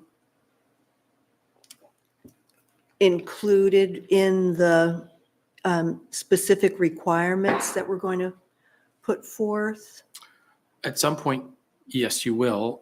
Here's a possible scenario. Okay. It's March Yeah, March, 11 is the next meeting. no, the 4th. 4th. 4th is the next meeting. So 2 weeks. Mhm. So I'm hearing an immediacy. Consensus is, I think it's fairly clear the consensus is it's a dangerous building for all the reasons listed. There's a consensus. Not looking for a vote, just direction. So I think that's clearly a problem. We've got proof of insurance as another immediate need. And the next immediate need is you want to have a plan to address the hazards posed by the utilities, which may be a workaround of some sort. But I mean, we should have a plan for everything. Not done yet. Okay. Yeah, Sorry. just trying Sorry, to sorry. take this in Just we're gonna stages. do step by Okay. step here. But that sounds like it's the insurance, the plan for utilities, and a fix for the utilities demonstrated so that they're not exposed, that they're not going to cause a fire and blow up and whatever if the building falls down, while the engineering fix is being done to stabilize, which means make it not unsafe. But those sound like 30-day periods of what you're looking for. And I would just say that if we come back on the 4th, so there's no surprise, the 4th would say that that has to be done within 2 weeks, meaning be done by the 18th of March, is what I think what you're I saying. don't think we've agreed on a timeline yet. I'm trying to put some, because I got to go draft something. That's what I'm looking for is consensus now. Yeah. So you guys want to talk about that issue? Well, keep going and then we can maybe you have nice steps laid out for what things need to get done. All right, so Let's just get those steps down and then maybe come up with timelines. That might be better. Do we want to check with Tom? What's that? Yeah, you left off I at the plan for assume Tom utilities. is not Thank saying you. anything. Yeah, it was the utilities and Both fire and things blowing weigh up in, yeah. blowing up while the engineering fix is going on. Right. So that, Thoughts. Go ahead. sorry, so those seem like your immediate consensus items to possibly put it in order, looking at dates and timeframes. And the next level down is going to be a stabilization plan, which is really to get to the structural members, which I think maybe you don't have consensus, but you're understanding that to get an engineer there to do this actual fix recommendation is going to take a little longer. Right. But having a plan in place and a documented plan from an engineering firm, Right. So when would you one want, thing. recognizing some of the comments about 60 or 90 days and Jeremy about how long it's going to take, what would the consensus be of the deadline from today of when you'd expect to see the engineered plan for the fix to make it safe, which you call it a stabilization is fine, but basically so it's not going to fall down in a properly constructed manner. It can be done. I mean, we've all seen people do interim steps to, at least I have a lot, but what was your time frame for that? Well, what is the next step would be actual fix, construction? Plan project. first, then construction. So first question I have is, what would you want for the outer time frame to have presented an engineering plan to stabilize? I'm uncomfortable with simply a stabilization plan. I'd like to see evidence that somebody has the capacity and the awareness to carry something through to be, a long-term viable structure. So I would like to see within that 30 days, an update on some sort of progress toward an engineering plan. But Yeah, I think mean, realistically, I don't, I'm concerned about this being a major drain on resources for the town, also to be like step by step by step, trying to figure out how we're going to make all of this work. And so if the town is going to put effort into making it work, we want it to be clear from the beginning, sort of the magnitude of everything that is involved. So, because my major fear is that somebody's going to start this and abandon it because they're not going to be full, they're only going to be aware of this little part. Oh, well, we can just stabilize it. But then since they're not fully aware of everything else that's going to be required in order to make that building profitable, it's then going to get abandoned again. And as I'm hearing talk about the property being sold, we're going to continue to market it, venture capitalists, this and that. I just think there's a very high capacity for somebody ending up with it that doesn't really know everything that's involved. So, But we can't debate what people who might purchase it might know. right. So right now, really what we should probably be doing, if there was zero emotion involved in this, we would be saying tonight, we heard that an engineer is afraid to go in that thing because it might fall down at any moment. So we should take immediate measures to remove that liability. I think many of us are going to be uncomfortable with that, and I want to provide some opportunity, mostly because of emotion and a feeling of like wanting to be a part of the community. What's your But- definition of remove that liability? Remove the the building. building. That's what they do with Yeah. I dangerous just want to put buildings. it I've out seen there it that happen with that's- things that are much less dangerous than Yeah. this. Could I just jump in there on, just sounding like someone trying to sell you a stock portfolio or be it a financial planner, past results, aren't indicative of, past performance isn't indicative of future results. The building sold in the fall of 2020, we conducted the sale for $725,000. That was premised on this report needing a couple of $100,000, give or take, of remediation at that time. So they went into it eyes wide open.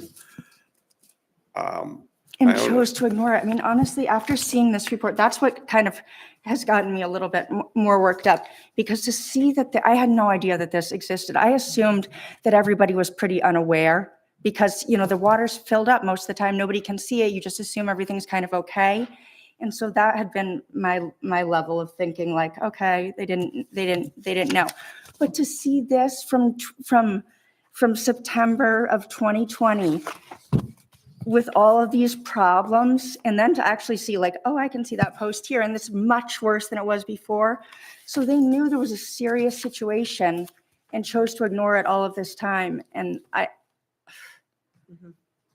And it could happen I again. agree. It would have been nice had someone been able to be at this meeting to say, from Miss Kay, to say, this is my engineering firm and they've agreed to get something done by this. And that certainly would have added to her case to already have that in tow and present at the meeting to show that this engineering firm has the time, space, and capability to determine a plan. But what we need to go back to as well is what Bill originally stated.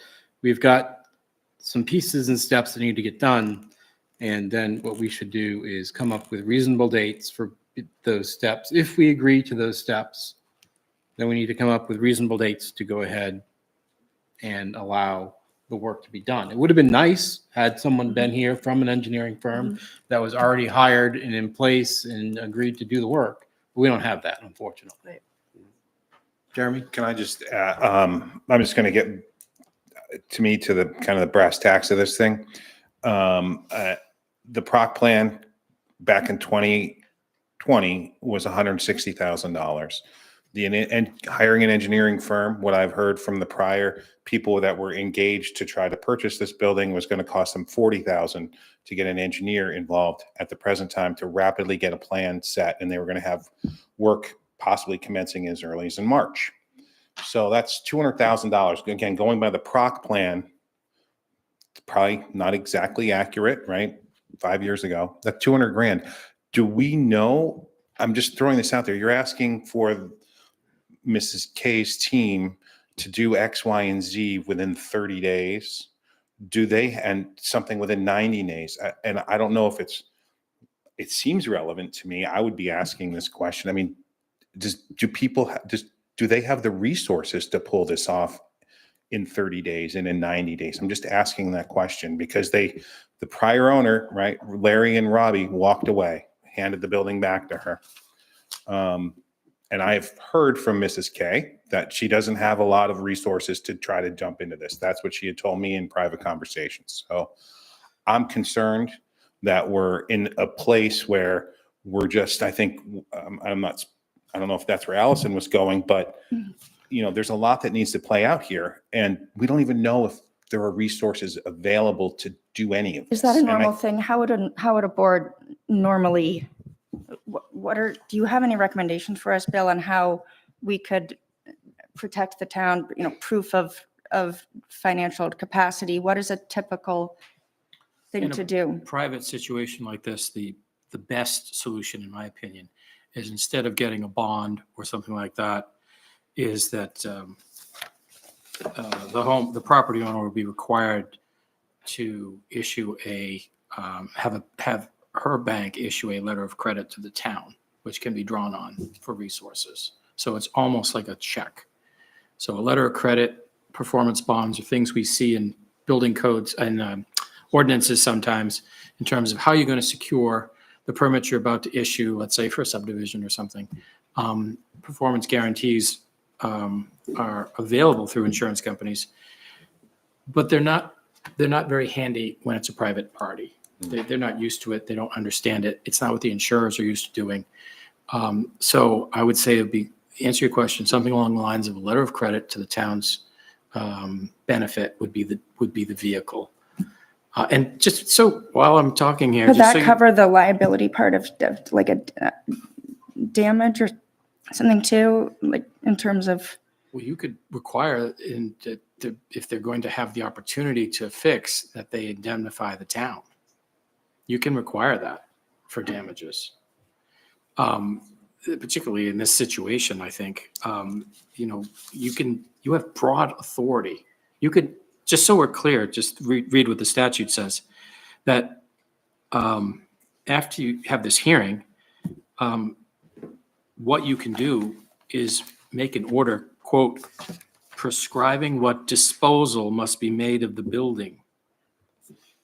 And then it says the order may allow for delay of disposal if the owner or party in interest has demonstrated the ability and willingness to satisfactorily rehabilitate the building. So we didn't get to it, but one of my items would have been evidence of financial and technical capacity. Okay.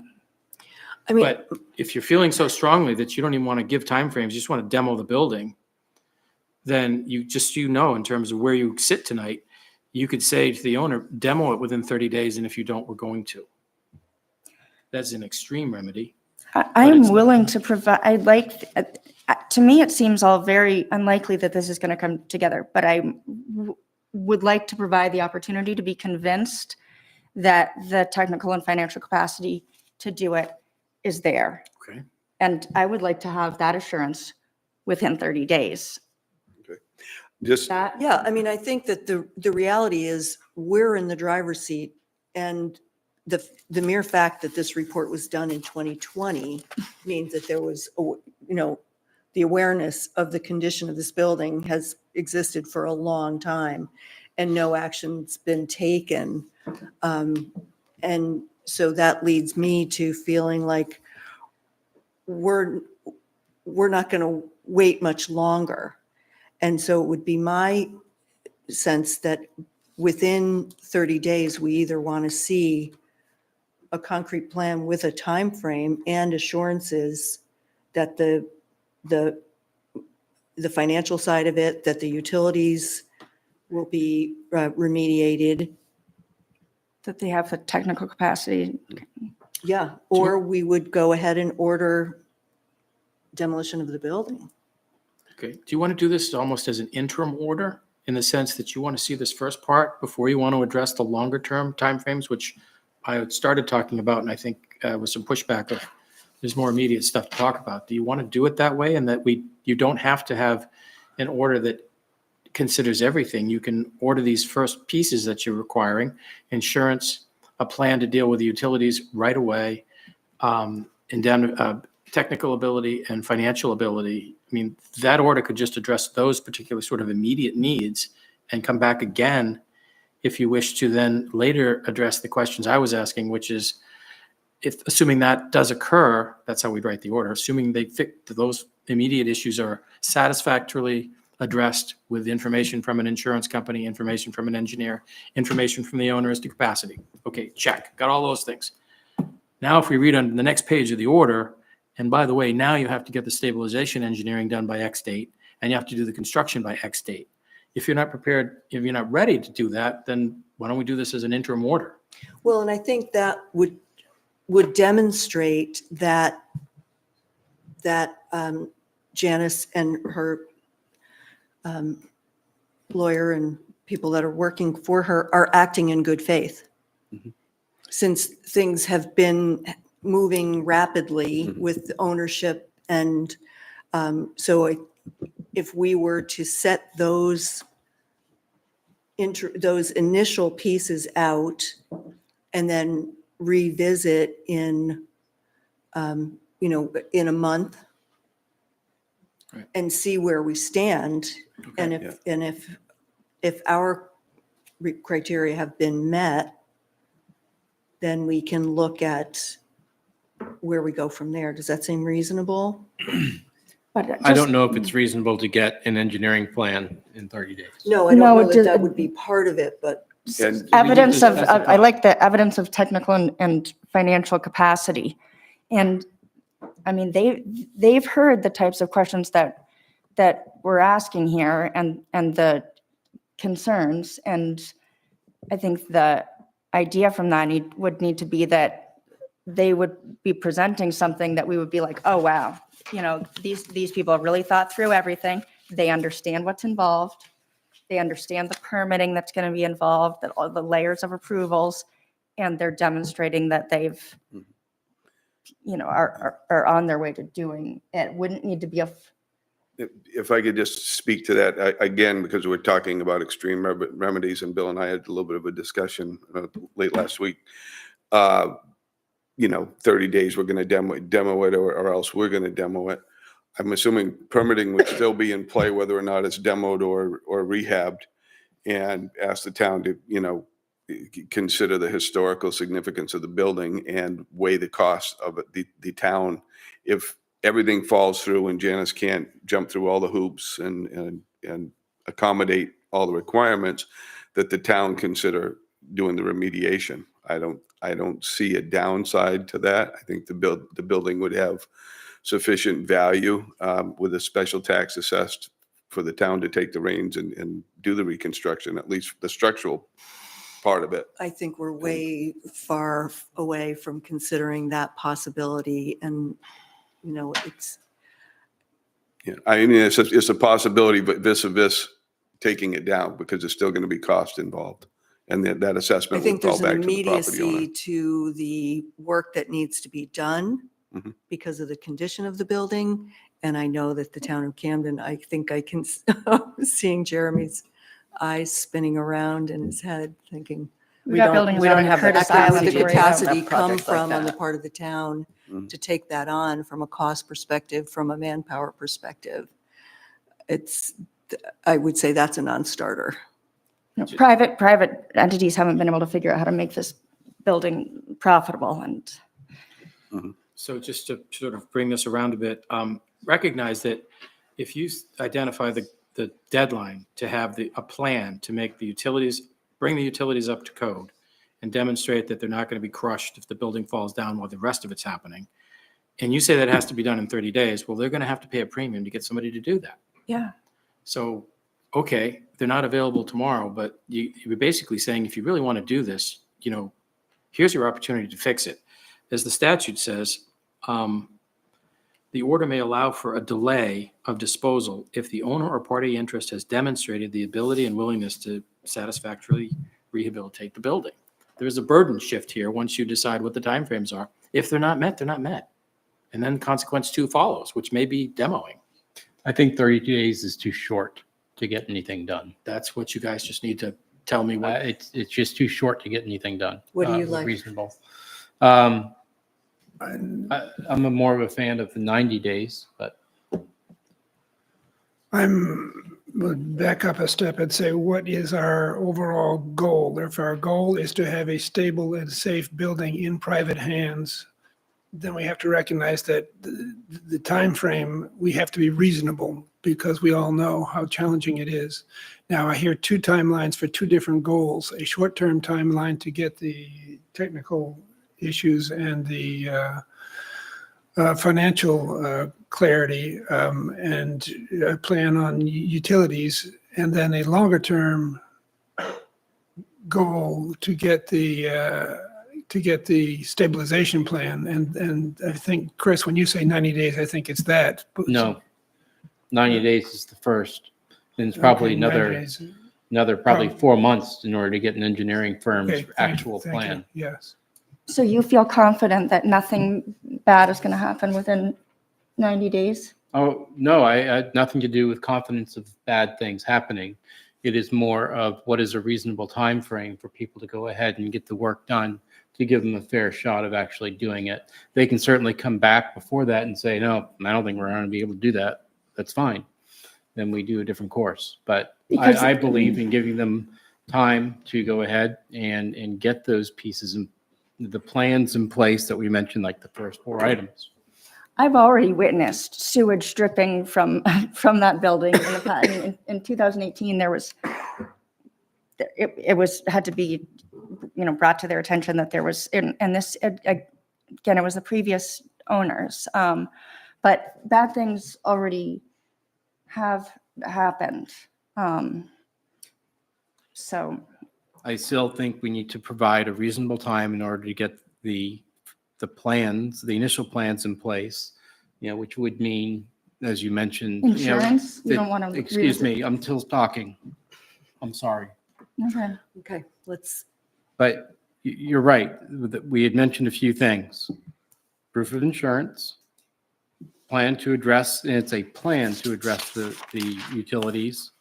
And I would think finding an engineering firm who is willing to do the work within the second period state of time to develop the detailed plan, but also, as you mentioned too, provide the capability to pay. I don't know about technical resources because I think technical resources would be harder to find. I think the financial resources are more realistic. If 90 days seems too long, I definitely think 30 days is too short. I'm going Can you check to, in with Tom?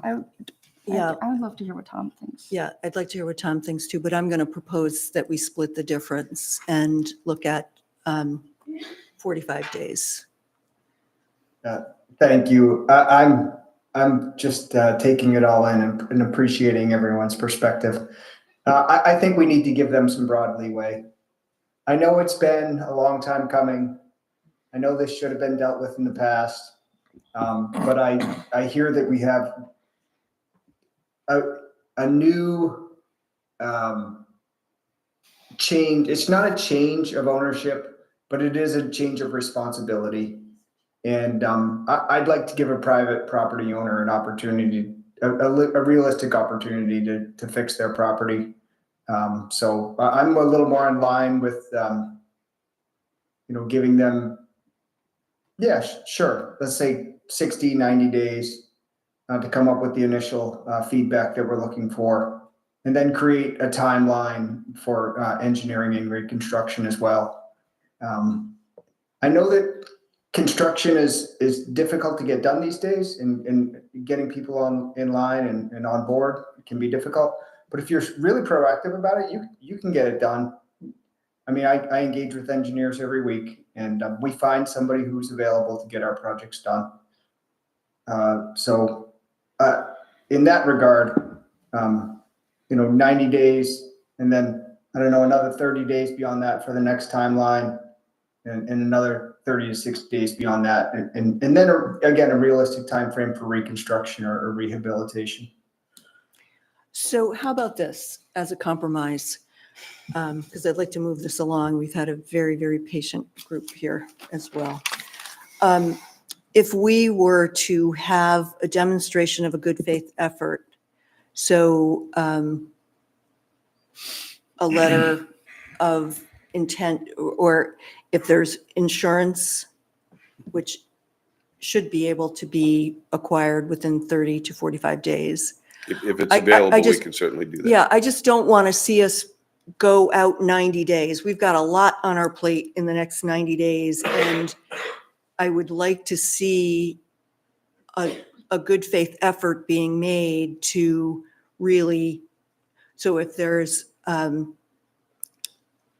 some demonstration of financial capacity, as Bill was outlining, of proof of insurance, and then at the very least, a correspondence communication with structural engineers who are actively addressing it. I just don't want to have this go out and then get to 90 days and say, oh, we made several calls and nobody called us back.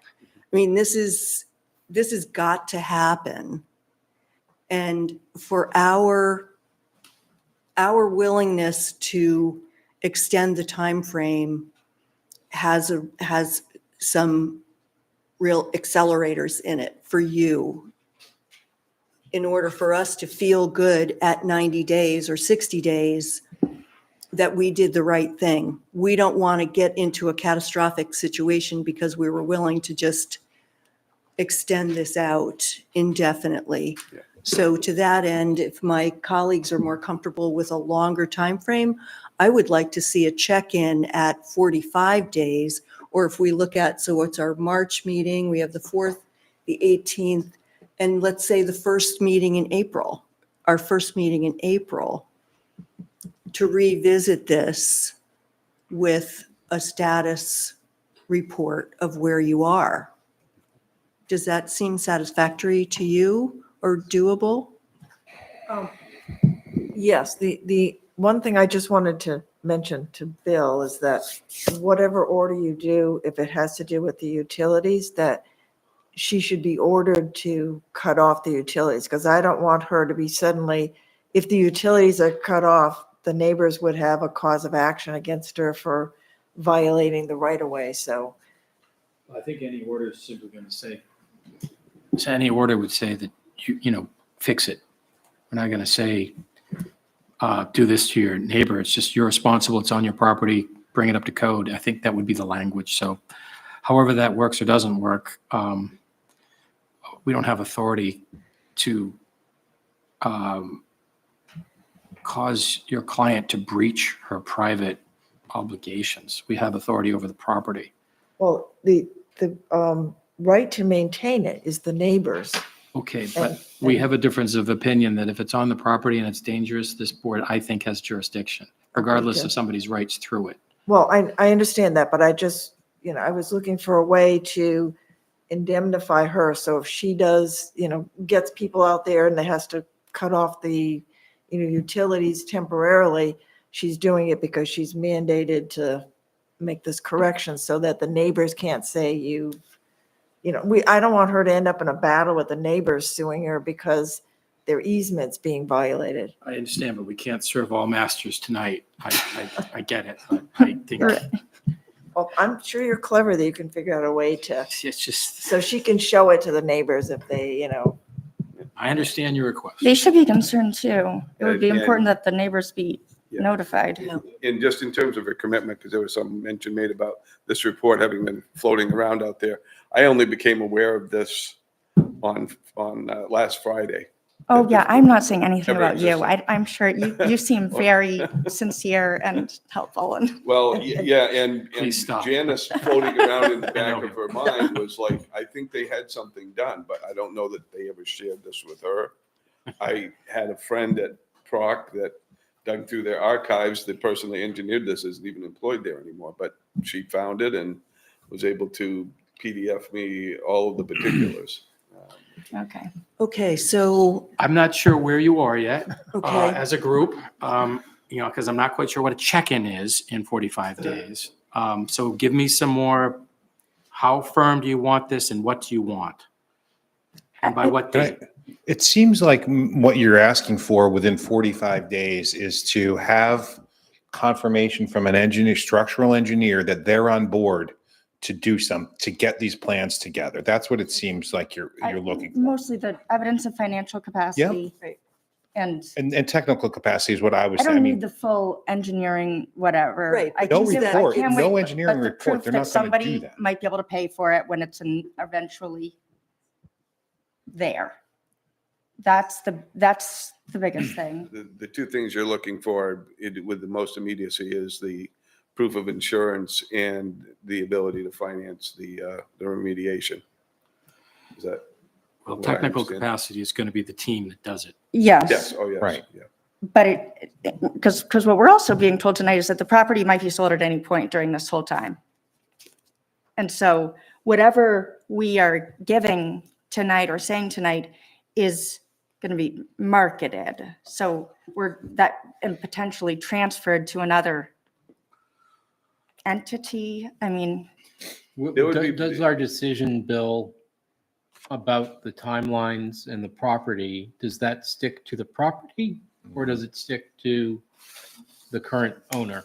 When we issue, if this ends up being what it sounds like it's going to be to me, which is an interim order, it's not going to fix everything. You're going to address the first stages.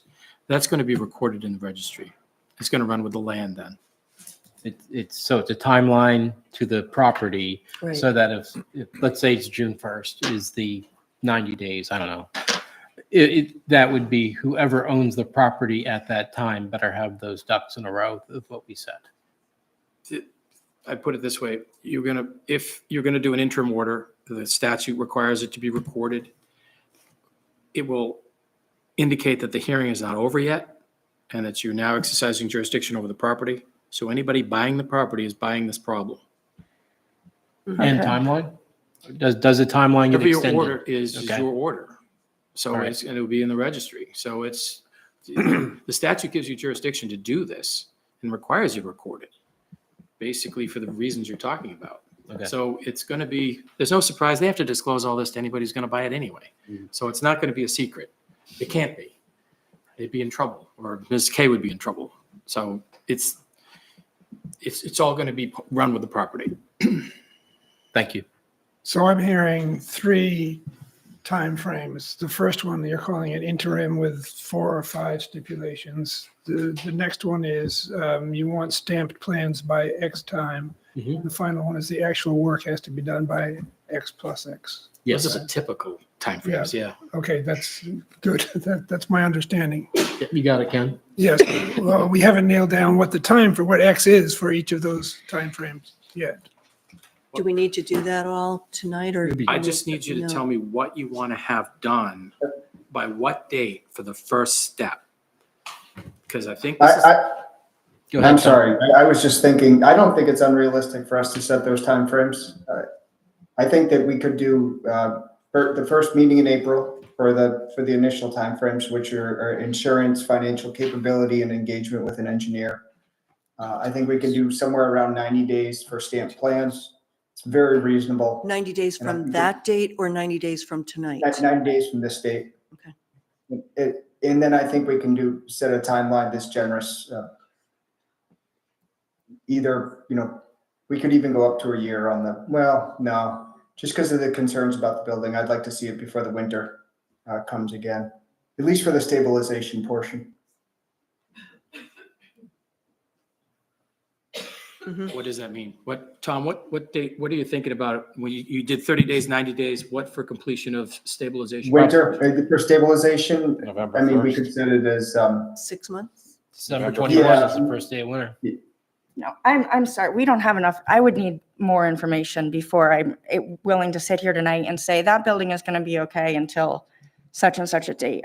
I'd like the setting 2 dates right now with the stamped plans but I think to set without having heard everything that would be involved in the plan, I'd like to see the plan before we set a construction. Right. Allison, are you That- aware that would likely prolong rather than shorten the timeline to see stamped plans? before you make a determination on stabilization? I'm concerned about saying tonight that it's going to be okay for the building to stay for a year when we did a very rudimentary engineering assessment, and what I did here tonight was very concerning. I want more information from an engineer about why the building's going to be okay a little bit longer in order to feel like it is okay to do nothing for longer. What if we set a timeline now so that they have a target, and then if it was determined that there was some type of emergency after we see the stamp plans, we could speed up that timeline? I mean, I'm fine with that. How will we determine if there's some type of emergency other than what we heard tonight? Like what? Well, don't they have to present stamp plans within 90 days? And I guess I felt like hearing what I heard tonight felt like an emergency. And I'm totally open to hearing why it's not. But he said that the building was showing signs of collapse without bearing any loads, and that snow or a person going in there or anything. So to me, that says that we need to tell everybody that, say, DOT, the next time they need to do an inspection on the bridge, for example, that they need to be told to stay away from that building. The next time that the impoundment is drained, or really when the kayakers when like Rotary Club does their duck derby and they're. Allison, you're right, but the question is if we're going to give them 90 days for a stamp plan, you've already extended it to 3 months past the snow melt season. I'm not sure we should do that, Tom. I want to, because I didn't hear evidence from an expert that said there isn't a danger to the public. I'm trying to be compromising, but I think that after everything that we've heard tonight, we're going to have the obligation to post the area to say it's not safe to go under that building. It's not safe for DOT to access the bridge that way anymore. It's not safe to, so I don't. Yeah, I mean, all parties let it get to this point, to be frank. All parties. And this is private property. I know it's a lot of going on faith, but I think we take and give the property owner an opportunity, but at the same time, make sure that they know they're on the clock. Oh yeah, that's why I just want some proof that it's being taken really seriously with a level of urgency within 30, 45, 60 days, and to see that there's a real urgency to it. I didn't see quite that level of urgency tonight. I expected there to be engineers saying, we know this is serious, we've got a plan, we're going to do this, blah, blah, blah, blah. But yeah, I just want I agree. the next step to be a check-in that really shows. Would you want stamp plans sooner than 90 days? I do think it's realistic to get stamp plans sooner than 90 days. And we could say 60. Yeah, that would. I would be more comfortable with 60. Would you be For comfortable with what, 60? for stamped engineering plans of the remediation efforts? Mhm. Would you be comfortable with I that? don't think it's reasonable myself, but I think Well, I think engaging with a firm and getting the firm's commitment. If we find out that contact has been made, that a plan is in the works, that 60 days out, you've been given, they've said, give us another 2 weeks, obviously.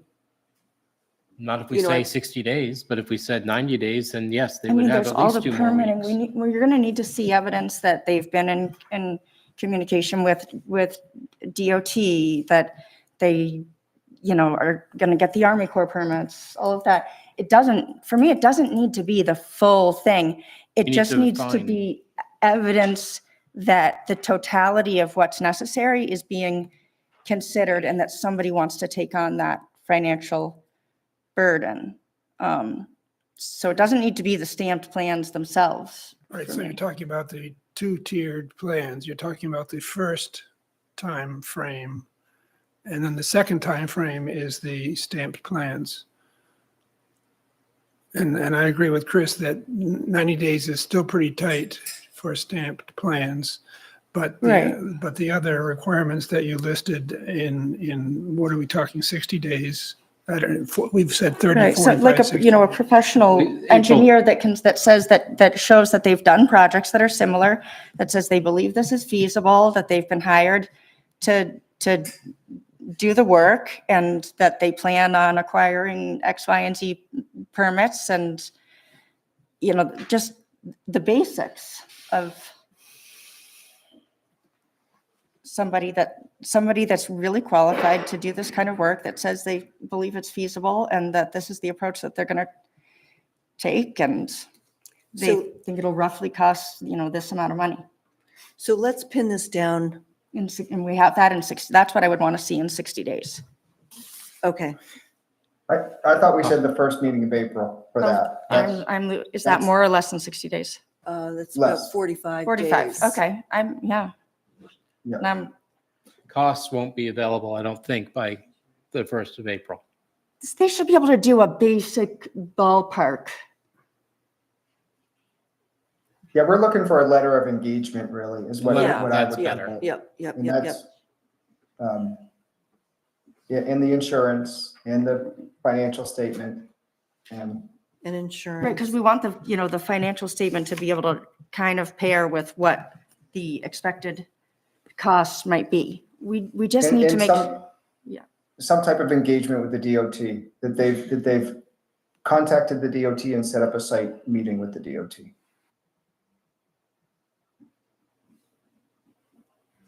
How do we feel about that? What does Jeremy and Clint think? I think that's all reasonable, 60 days. I was hoping for 45, but I think 60 is there. I think It is more was- than, it is a. It is more 45. akin- It is more akin to 4 to I 5. think yeah. 45 is good for financial capacity, engagement from an engineering firm, that they're able to do the work, confident and ready to do it. Plan for the utilities, I think. Jeremy, your mic's off. Financial capacity, engagement with an engineer, utilities. You kind of stopped talking about that in the last 10 minutes. I think that's important within 45 days to definitely have that plan. I think that should be figured out. And then insurance dealt with within 45 days. So there are 5 items. Insurance, financial capacity, engagement with DOT, engagement with an engineer, and a plan for mitigating the utilities Got that, Jack? within 45 days From today. from today.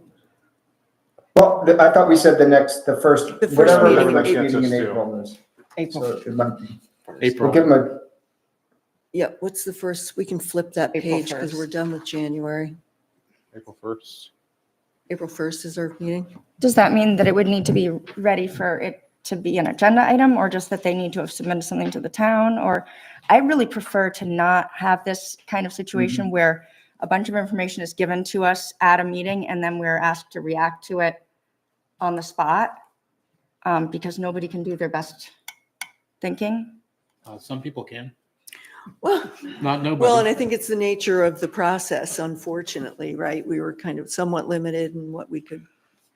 But in I'm any just event, saying, whether, like, next time I'd like to be able to think about it a little. Yeah. well, we know what we've, Read, we know maybe. what we've Yeah. laid out. And Okay, so the order which you will review on March 4, okay, that I'm going to put together for you is going to be an interim order. It's going to make findings that it's dangerous. It's going to indicate that this is a phased process, that you're going to keep jurisdiction over this matter. It's going to set a date certain from March 4th, when you will have the next hearing in this matter. So we don't have to renotice anything. We're going to continue the hearing. And if I'm following you, you want that to be April 1st. Mhm. Okay. And in addition to that, I do think we should put a 90-day stipulation on furthermore, so that they understand what's coming next, which would be a stamped engineered plans. And potentially, if the board agrees, maybe an engagement letter with a contractor. Well, engagement with letter with with the contractor, not just the engineering firm. Mhm. Yeah, I would think that would be fair. Stamped engineering plan and contractor by I do 90 think, days. I do think it, Tom, that's a great point. I do think it's important to have that contractor engagement Yeah. required. You know, you can get that engineer, but if you can't get a contractor lined up, That's you good. go nowhere. Well, So- that was sort of what we were going to do in the first phase when the financial technical capacity. Yep. One thing is the financial capacity, the technical capacity is usually both engineer and contractor. Okay, that They're works lined perfect. up, Yep. Sure. under contract. For what it's worth, 6 weeks from now is April 1st, and that's 42 days. That's all right. Okay, But then maybe they, all right, why don't, and Tom, you had two for timeframes. No, I guess you just said one more timeframe, which was 90 days from today. There will be stamped engineering plans for remediation to stabilize the building and remove the unsafe, dangerous parts, right? My last thought was potentially a stabilization deadline that we could set now, which I would suggest is, just trying to think, 13 pillars, the amount of work that's under there, they don't get started until June.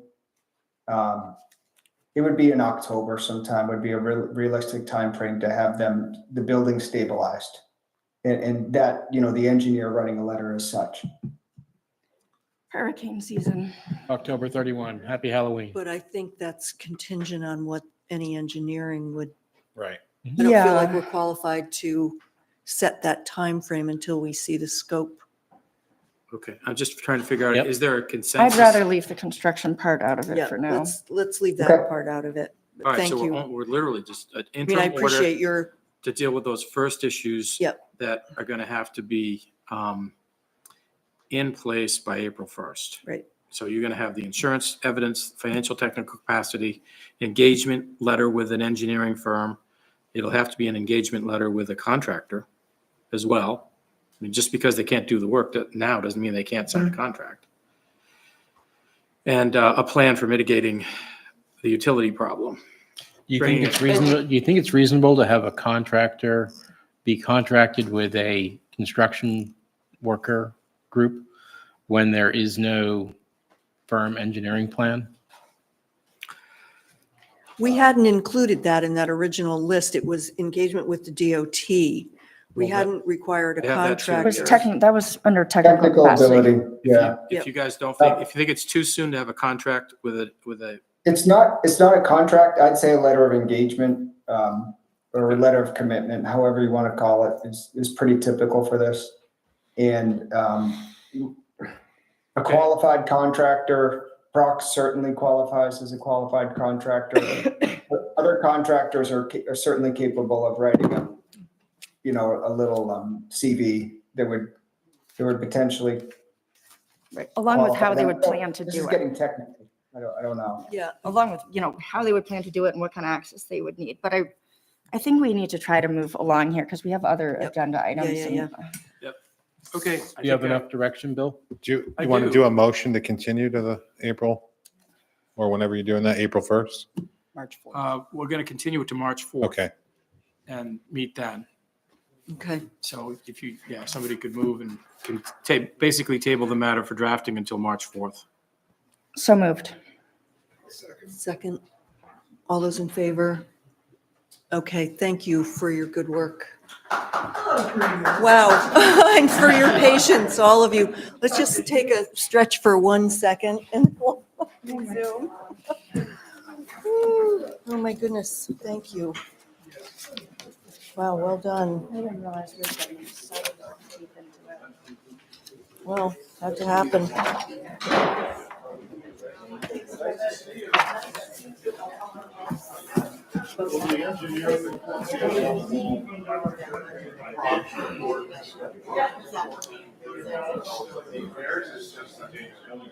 Seems like it's not.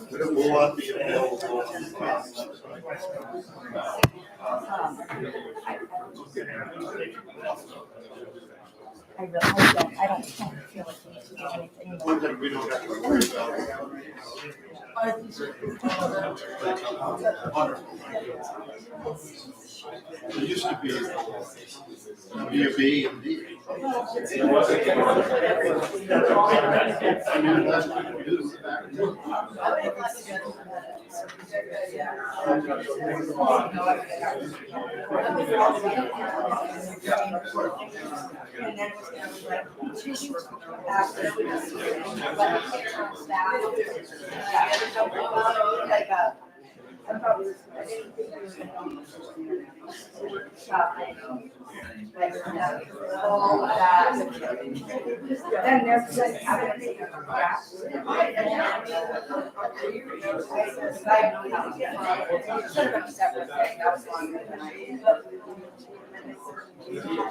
I also really like the top there.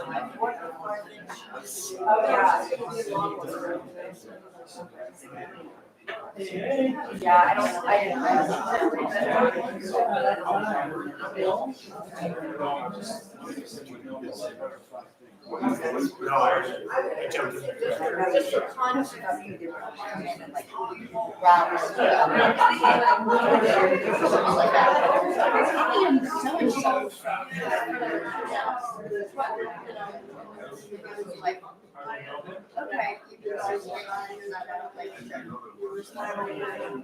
Work it out with your feedback on like what was feasible.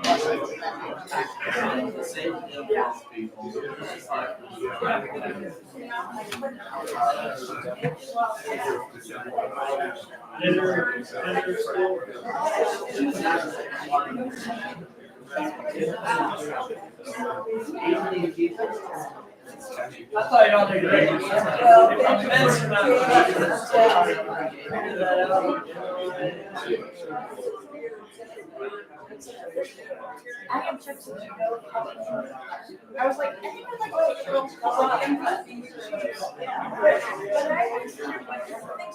like keep it up. Okay, let's resume.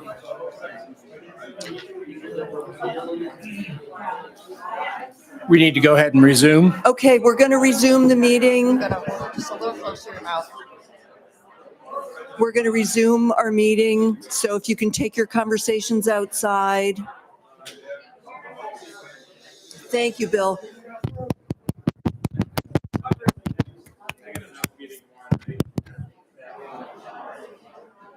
Okay. Thank you, Jeremy.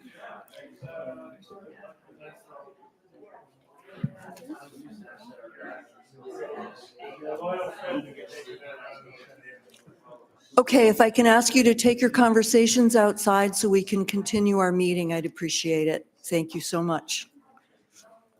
And thank you all for your patience. All right, the next item, we're going to go ahead, even though Audra's not back in the room, with any select board reports from the last couple of weeks. I have nothing to report. Anything to report? Yeah, thanks. First of all, I want to say that sand is available on John Street. Oh, at the- sand. Sand. Very Yes, important. I did go down and pick up my allotted 3 buckets Ah. so that residents of Camden can go pick up sand. My driveway was clear ice after shoveling that slush, so I'm so pleased to have a source of sand. I'm just gonna Yeah, shut could this someone door. shut the door? Thank you. Let's see, the Historic Resources Committee met on February 10th, and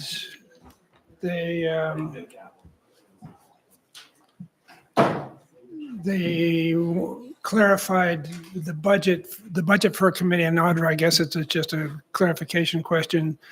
The staff support, they can just rely on the town they don't need to have a budget item for staff support, photocopies, things like that. Is this historic resources? Yes, Historic Resources.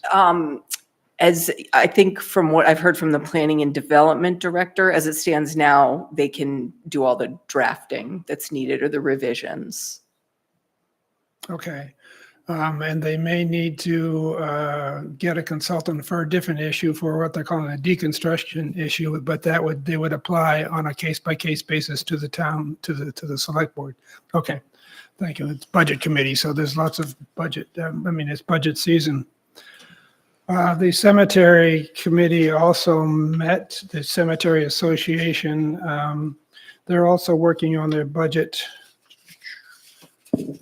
They have, there's my notes. They will send to the budget committee a total budget of $183,650. The majority of their income to hit that target is from they have a pair of trusts that are set up to support the cemeteries. The majority of their expenses is a $92,000 contract to the town for maintenance of the cemeteries.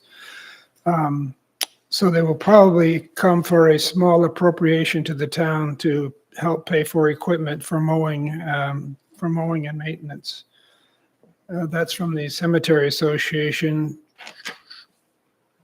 I did go to the Harbor Resiliency talk at the library last week, and I cannot characterize an hour-long presentation, but basically they are using the standard 2 sea level rise standards, which is 1.5 feet for 2050 and roughly 4 feet for the year 2100. They've divided the harbor of Camden into several different zones, which they call stages. There's a large portion of the harbor is owned by the town, and the rest is privately owned. So they sort of have a 2-tier approach. They have a plan A and a plan B, and I won't try to characterize that, but you will in time see all of this. Basically, the plan for the town, there's much more flexibility. The town can recede from the shore as well as build up. Those seem to be the 2 choices. Either you build to accommodate for sea level rise, or you walk back from the shore. The private property seems to be much more restricted. They seem to think that the private property, their solution will be to raise their seawalls in front of their private property by whatever it takes, depending on which standard you're trying to meet. And I think that's it for my reports. Thank you, Ken. Allison? I agree that presentation are you talking about the one from Richardson and Associates? Yes. That's funny. I had a slightly I'm sure you different did. summary of that. It's on YouTube, on the library's YouTube channel. I thought it was really well done, actually. A couple different scenarios for different approaches, kind of like a public community minded approach and then more individual property owner approach. So it would definitely be worth it for everybody to watch that and then provide some feedback. I'm going to forego the rest of my select board report in the interest of time. I will as well. So we'll go right on to the manager's report. So I'm going to forego in the interest of time, but I want to just give everyone the heads up that the first budget meeting is on February 27th. So that's the meeting where we just do sort of like the basic overview. It's really most helpful for the new budget committee members. And that's it. Excellent. Thank you so much. Now the moment you all have been waiting for. And thank you for your patience. I hope you found that process as interesting as we did. It's the presentation from the Montgomery River Citizens Advisory Committee, recommendation on the Montgomery Dam. Thank you. Thank you. Well, I'm Susan Todd. I'm one of the 9 members of the Montgomery River Citizens Advisory Group, also known as MRCAC. And as you know, MRCAC was formed by the town of Camden in September of 2022 to provide the select board recommendations for preserving and improving sustainability and resilience of the Montgomery River and its watershed, while also considering the interests and needs of the community. Our committee has spent over 2 years studying and working long hours on this recommendation. We reviewed technical reports and research and listened to expert-led presentations as well as community input. And a list of our studies and experts and meetings is in our report. And in your packet tonight is a copy of our recommendation for the Montgomery Dam. And our goal tonight is to garner your support and obtain approval of our recommendation so it can be put forward to Camden taxpayers for a vote in June of '25. So our report states 8 of the 9 members of the Montgomery River Citizens Advisory Committee are recommending full removal of the Montgomery Dam, creating a free-flowing river that reduces damage to the shoreline and complies with the Camden Public Library statement on Harbor Park from April of 2024. And this recommendation aligns with our assigned mission of preserving and improving the sustainability and resiliency of the Montgomery River and its watershed. And in the sustainability and resiliency of the in the summer of 2024, MERCAC, assisted by Interfluve and Viewshed Consultants, developed 3 options to consider for the dam. Option A was dam restoration. Option B was partial dam removal with fish passage. And option C was full dam removal, and that's what we're recommending. The evaluation of these objective options was driven by objectives to improve the ecological health of the Montgomery River watershed, to restore fish passage, to reduce operational and maintenance costs, to mitigate upstream flooding risks, and to increase the public value of the river and the dam site. Dam removal, option C, meets all of these objectives, including additional ecological, financial, flood risk reduction, aesthetic, and community benefits. And all of these are detailed in our report. MERCAC was also charged with making recommendations for the entire Montgomery watershed. The recommendation for the Montgomery Dam is presented first, but it really is just a first step. The town of Camden owns 4 of the 7 dams on the Montgomery River: the Montgomery, the Seabright, and the East and the West. Any changes to the Montgomery Dam will not impact the town-owned dams or control the levels of water on Lake Montgomery. Given that the Seabright, East, and West dams are high-hazard dams, any breach or failure of any of these dams could drastically impact downtown Camden or Montgomery Lake. The Seabright Dam's condition is currently rated as satisfactory. However, the East and the West dams are rated as poor, and this is from the Federal Energy Regulatory Commission, which is FERC. The cost to Camden taxpayers for these dams to bring them up to federal standards in the future will be significant. As a reference, Dover-Foxcroft may be facing $10 million and to bring their high hazard dam up to standards. So financially, removing the Montgomery Dam eliminates ongoing maintenance costs and increase the potential for funding not only for Montgomery Dam, but also for the high hazard dams upstream. And to me, this is the big picture to all of us. Removal of Montgomery Dam will impact Harbor Park, and any impacts and needed modifications to the park must align with applicable guidelines and be approved by the Camden Public Library Board of Trustees. There is no do-nothing option. Restoring the Montgomery Dam will be expensive, and our recommendation to remove Montgomery Dam meets the evaluation objectives more completely than any of the other 2 options, and in doing so helps to assure the future of our watershed. However, it's important that the citizens of Camden read our report, including our individual recommendations, and reach their own informed conclusions prior to voting. MERCAC appreciates the opportunity to have served in the committee. We would like to acknowledge the excellent professional support of our consultants, the facilitators, the town of Camden staff, and the Camden residents. And we're prepared to continue our activities until a vote is taken or until any further direction may be given to us. So I'm here tonight along with several other members of our committee to answer questions. Sorry, my voice is going.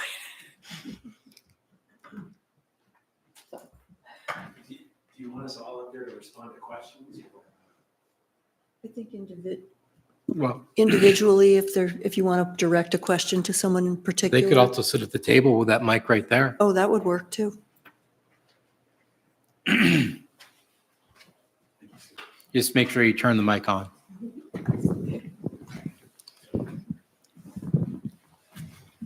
So I'm Rick Thackeray. I'm one of the MERCAC members.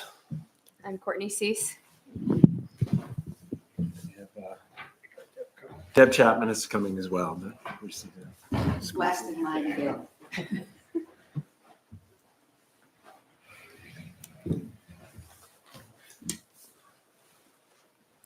Do we have any questions from the board? I would like to start off by saying the report is impressive and comprehensive. And I thank you for your service and your commitment to this over such a long period of time.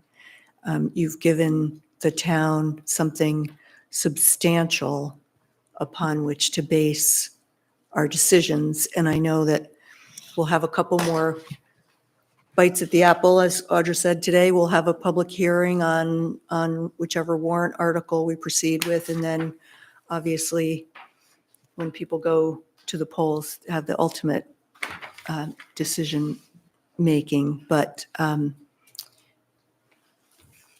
my perception, you've made a very strong case, very compelling, well-researched, and you've given the town something very valuable. So I'm grateful. And I await any other feedback, questions, comments from my fellow board members. Thank you. Yes, I do have some remarks, but do we want to hear from members of the public now? Is or there, later? I'm not sure whether, you're speaking on behalf of from the Conservation Commission? Yeah, come on up and, My name's Cynthia Stanchoff, and I'm on the Camden Conservation Commission. And we, as a committee, produced or sent a memo to the select board. But I just want to go on record for its contents, which have to do with supporting the recommendations of this of the McGonagall River, the MERCAC, or whatever you call it. Yeah. So I'm not going to read the 2-page memo, but I'll just give you the nuts and bolts. The Camden Conservation Commission wishes to express our strong support for the McGonagall River Citizens Advisory Committee recommendation to pursue full removal of the Montgomery Dam. This recommendation aligns with our mission to serve as a research, advisory, and advocacy group on environmental and conservation issues affecting Camden. We urge the Select Board to approve this plan as a pivotal step toward ensuring the ecological, economic, and community resilience of our town. Our support for this proposal is grounded in its alignment with core conservation principles and its potential to secure lasting benefits for Camden's ecosystem and community. Key ecological considerations include that the dam's removal offers an opportunity to restore critical habitat connectivity essential for the migration and spawning of sea-run fish species such as alewives and brook trout. Reestablishing these populations will not only enhance biodiversity, but also contribute to the overall health of the McGonagall watershed and its downstream marine ecosystems. We also recognize that the Montgomery Dam's presence exacerbates flood risks in downtown Camden, particularly as climate change intensifies storm events and increases precipitation levels. Removing the dam will lower upstream water levels, thereby reducing flood risks for properties and infrastructure near the river. A restored naturalized river system will provide greater resilience to the town. What was that? Oh, little mouse. So in conclusion, the Camden Conservation Commission finds that dam removal represents a critical investment in Camden's ecological health, climate resilience, and economic sustainability. So we appreciate your consideration of this important matter and stand ready to assist in any way to advance the dam removal proposal. Thank you, Cynthia. Anyone else from the public who would like to speak? Yes, please come forward and state your name and.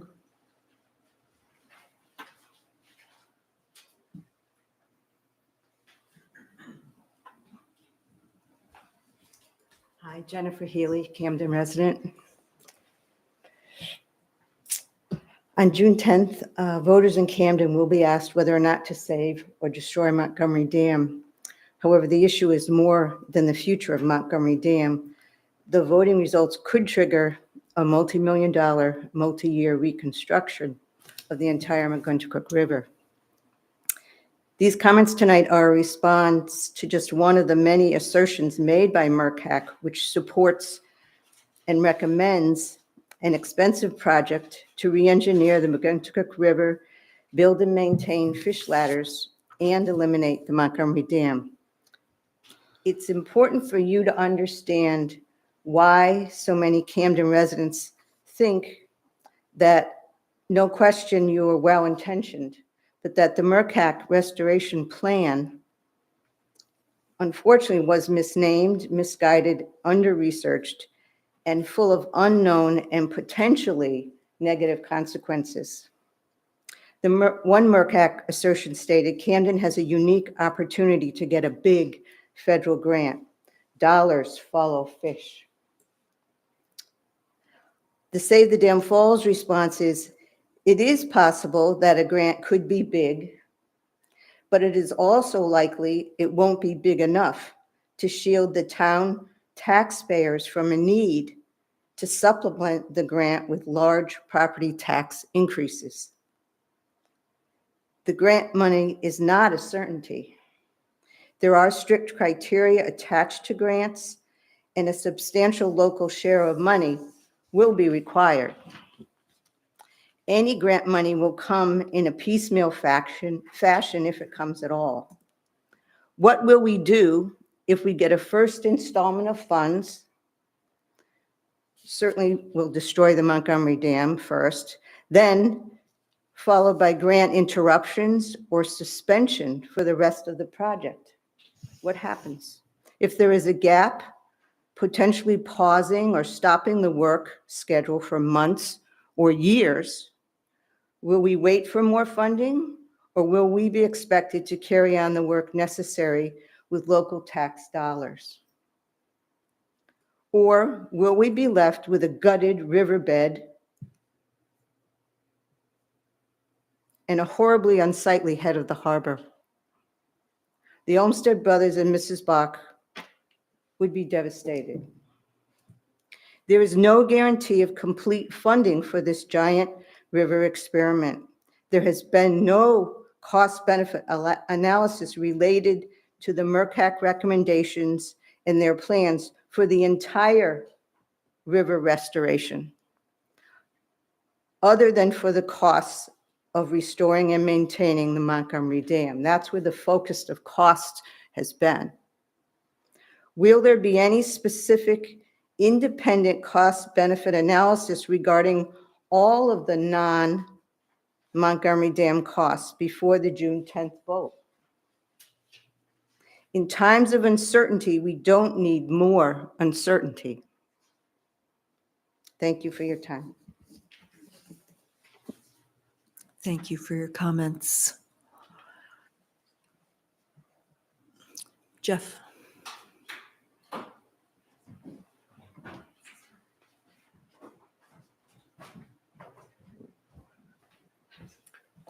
Jeff Scott, aspiring budget committee Oh, you've member. been appointed.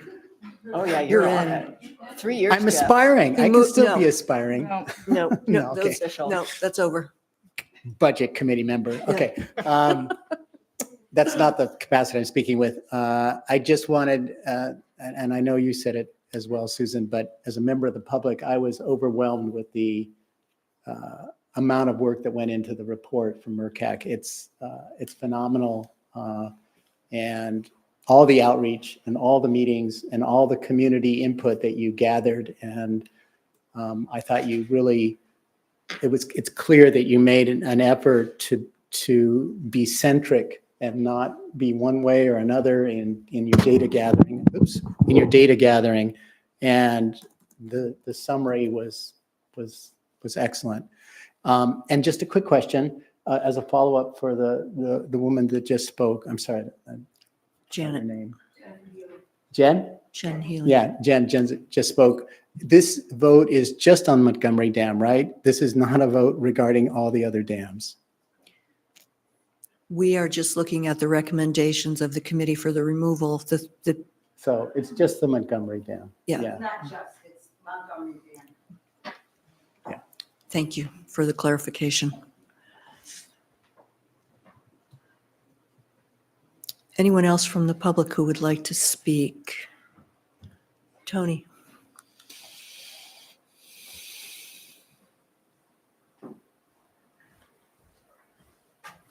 Hi, Tony Grassi, Belfast Road, Camden. I just want to echo Jeff's comments about the committee. I've said this to them in their meetings, but I think it's really important that it be on the town record that that they have done incredible work. I think I don't know of any other town committee that's worked as hard as they have for 29 months, I think, and kept level heads, were thorough, I think entirely objective, and I commend them for really doing, I think, what's a first-class service to the town. And my sort of reaction to Mrs. Healy's comments are that not only is this, as Jeff points out, this is a vote about Montgomery Dam, but the work that needs to be done upstream needs to be done whether you do anything with Montgomery Dam or not. So to sort of say that removing Montgomery Dam unleashes all of these expenses upstream is just not the case. Those are high hazard dams. They need to be maintained, and those expenses are going to come. Removal of Montgomery at least opens the opportunity for those expenses to be borne in part by grants from federal agencies, if there are ever any federal agency grants again. But it at least opens that opportunity. It doesn't force any expenditures beyond those at Montgomery Dam. And I think it's important that that's really clear and on the record. Thank you. Thank you, Tony. Anyone else from the public who would like to speak? Parker? Just to echo, huge appreciation for all the people who have been involved in this project, and just to share. You got to say your name. Oh, hey, I'm Parker Gassett. Just as a reflection about how much local governance is for issues that are totally transient, like the building code or a property or any particular budgetary item, but the chance to be living in Camden at a moment in time when this amount of acreage is opened up to sea run fish for the first time in centuries is actually a really time-stamped moment for our community. And I just want to celebrate the uniqueness of that and what an opportunity, and to thank the people who've been closest involved in that work. So thanks. Yourself included. Yeah, yes. Anita.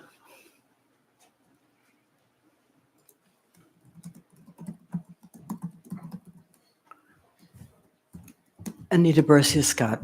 I also thank the committee for doing that work. And I do have in mind the objections that some people have had, and they haven't spoken up tonight, regarding removing the dam and the aesthetics, the loss of the aesthetics and the historical value. I am not in agreement with that point of view, but I understand the point of view. And I just wanted to mention some counterpoints regarding those thoughts. That history is beyond our white settlement of this area, and I appreciate how the report does mention that there is a history for this area that goes well beyond the white settlement and the impact that the white settlers made on our natural environment. I think that I think it can be very challenging to balance our respect and appreciation for our colonial history in addition to our our love for our natural environment. And this is one of those times when we have to look at that balance and try to figure it out. I think the report did a great job of presenting the pros and cons, and I encourage anyone and everyone to read it. I think that there are other ways to respect the history, and we do that in many ways in many different places. And it's also important to think about, okay, with regard to the Olmsted Brothers plans for Harbor Park and the way that was all constructed, the report mentions that the Olmsted Brothers did not incorporate the Montgomery Dam into the aesthetics of what they were planning. I think that was a positive, an actual decision, a proactive decision on their part. And that should be taken into consideration when we think about the importance of the aesthetics of the dam. I think also we can appreciate the aesthetics of tumbling water as much as falling water. I don't think we'll be losing anything by losing the falling water, because we'll have the tumbling water, which is also unique and special in our harbor. So it's important to consider that fact that the Olmsted Brothers did not take that into consideration when they made their plans. And that signs and photographs can pay respect to our colonial history and the manufacturing history, which was a very important aspect to the settlement of this harbor. So we'll enjoy that by signs and appreciate that our village green used to have buildings on it that changed. Our harbor used to have buildings on it in the area where the area that was turned into park. So we've had a lot of changes down the landing, and we will continue to have changes. And I appreciate the considerations that were taken into account in this report and the balance that was struck. Thank you, Anita.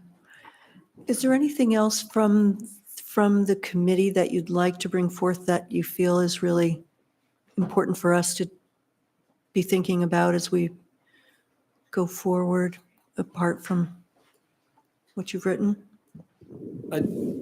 Just two things. Well, off the top that we're recommending here, there's the recommendation itself, which is the substantial piece, culmination of all of our work since September of 22. But the other piece here is that, basically recommending you craft the warrant question or the ballot question in such a way that simplifies things as much as possible. The way a municipal vote has to come forth, it basically has to be a binary. It's an up or down vote. But fortunately, Attorney Kelly has helped us with that, and I'm sure we'll do so as well with you. I do want to highlight, without going into too much depth here, because this is something we've done at each of our meetings since we've opened things up to public comment some time ago. I just want to note that every point that was raised by Ms. Healy is addressed in our report. I won't give you exact citations, but I want to underscore first, as Susan said, there is no zero cost option. Even doing nothing is not doing nothing. And I think the conversation that you all had for the last 3 hours prior to us getting up here underscores that. Doing nothing is not doesn't mean that there aren't going to be costs associated. And I wish you well with the rest of that conversation. I won't be here. But I want to, even points about the Olmsted brothers and the Bach family legacy, that's addressed in our report, pages, actually twice, pages 4 and 19. And I could, at risk of citing other points, I do want to come back to one other thing. There's been this suggestion that our process has not accounted for or respected community input. And Personally, I'm not speaking as a member of the committee at this point, but personally, I'm going to push back on that because I find it completely disingenuous. The whole process is about engaging community input. We have received it, we have processed it, and that's been both fact and opinion. We've undertaken to try to identify as much as we can as the objective facts of these projects, I should say, but specific to the Montgomery Dam piece. The facts, what is it? It's concrete. We walked down where we looked at it. What's there? What species have been able to come up around despite no fish ladder? Which ones can't? And then we've also engaged with the opinion. And I really want to push back on this idea that we made up our minds before we showed up.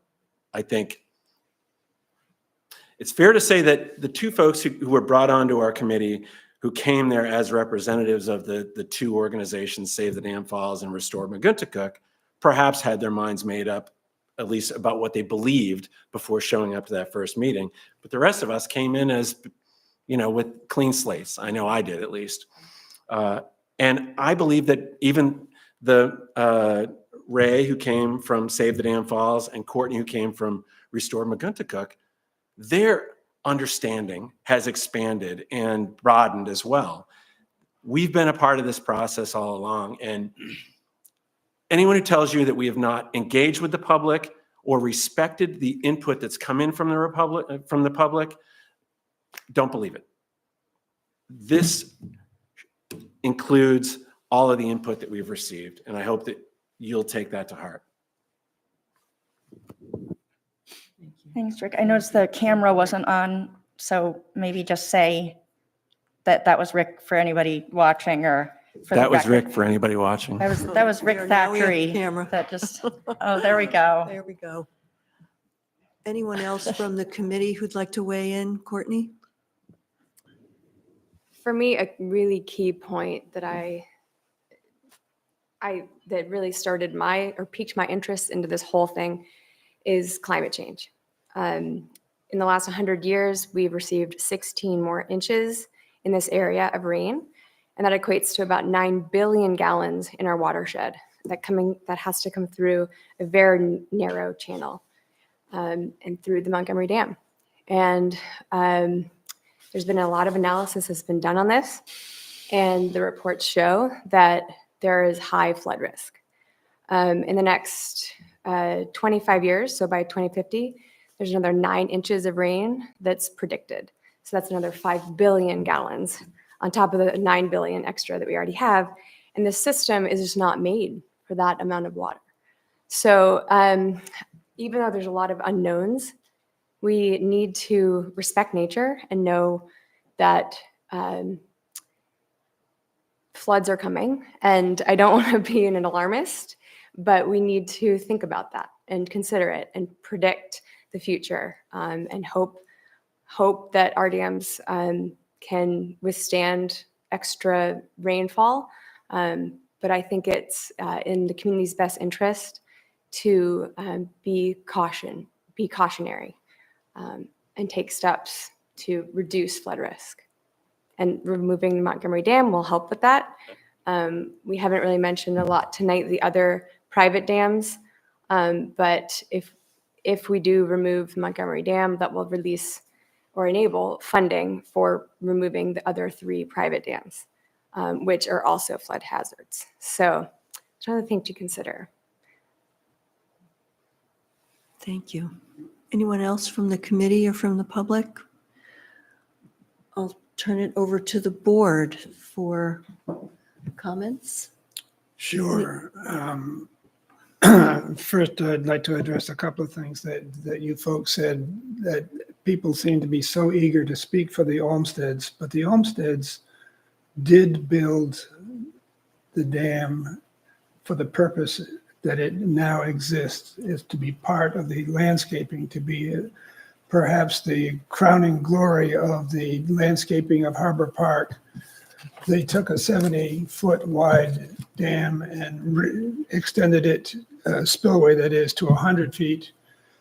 And you can see it in their plans, in their preliminary surveys, right up through their finished plans, that they always had in mind to work on the spillway of the McGonagall River.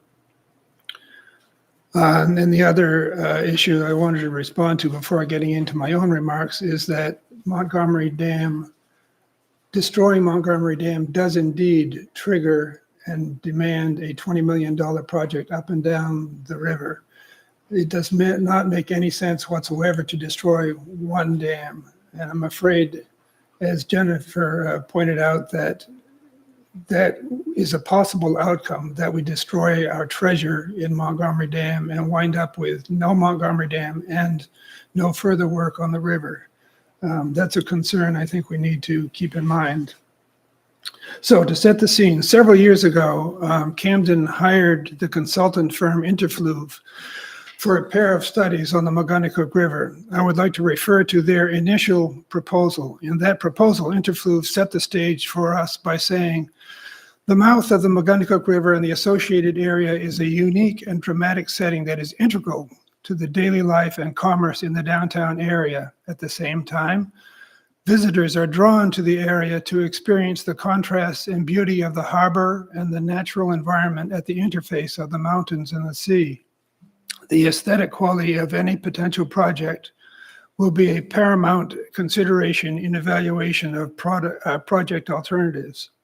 And then Interfluve goes on to say, in their first report from the spring of 2021, the McGonagall River has long been a cultural, ecological, and economic centerpiece of the historic Camden region. The successful project will be collaborative, combining scientific reasoning with the input of the community. The aesthetic qualities of the site and setting are revered by Camden residents and visitors alike. And I would also, in addition to you folks, to recognize the many individuals and groups that have dedicated their time and efforts and thoughts to resolving the issue of whether or not to preserve the Montgomery Dam and its waterfall. These groups and individuals include past select boards, the MRCAC. I have attended many meetings and I've been impressed by your energy and the time that you've been willing and the intelligence that you've put into to this long project. And also Emily Lusher, the Save the Dam Falls Committee, the Library Board, and many members of the online community.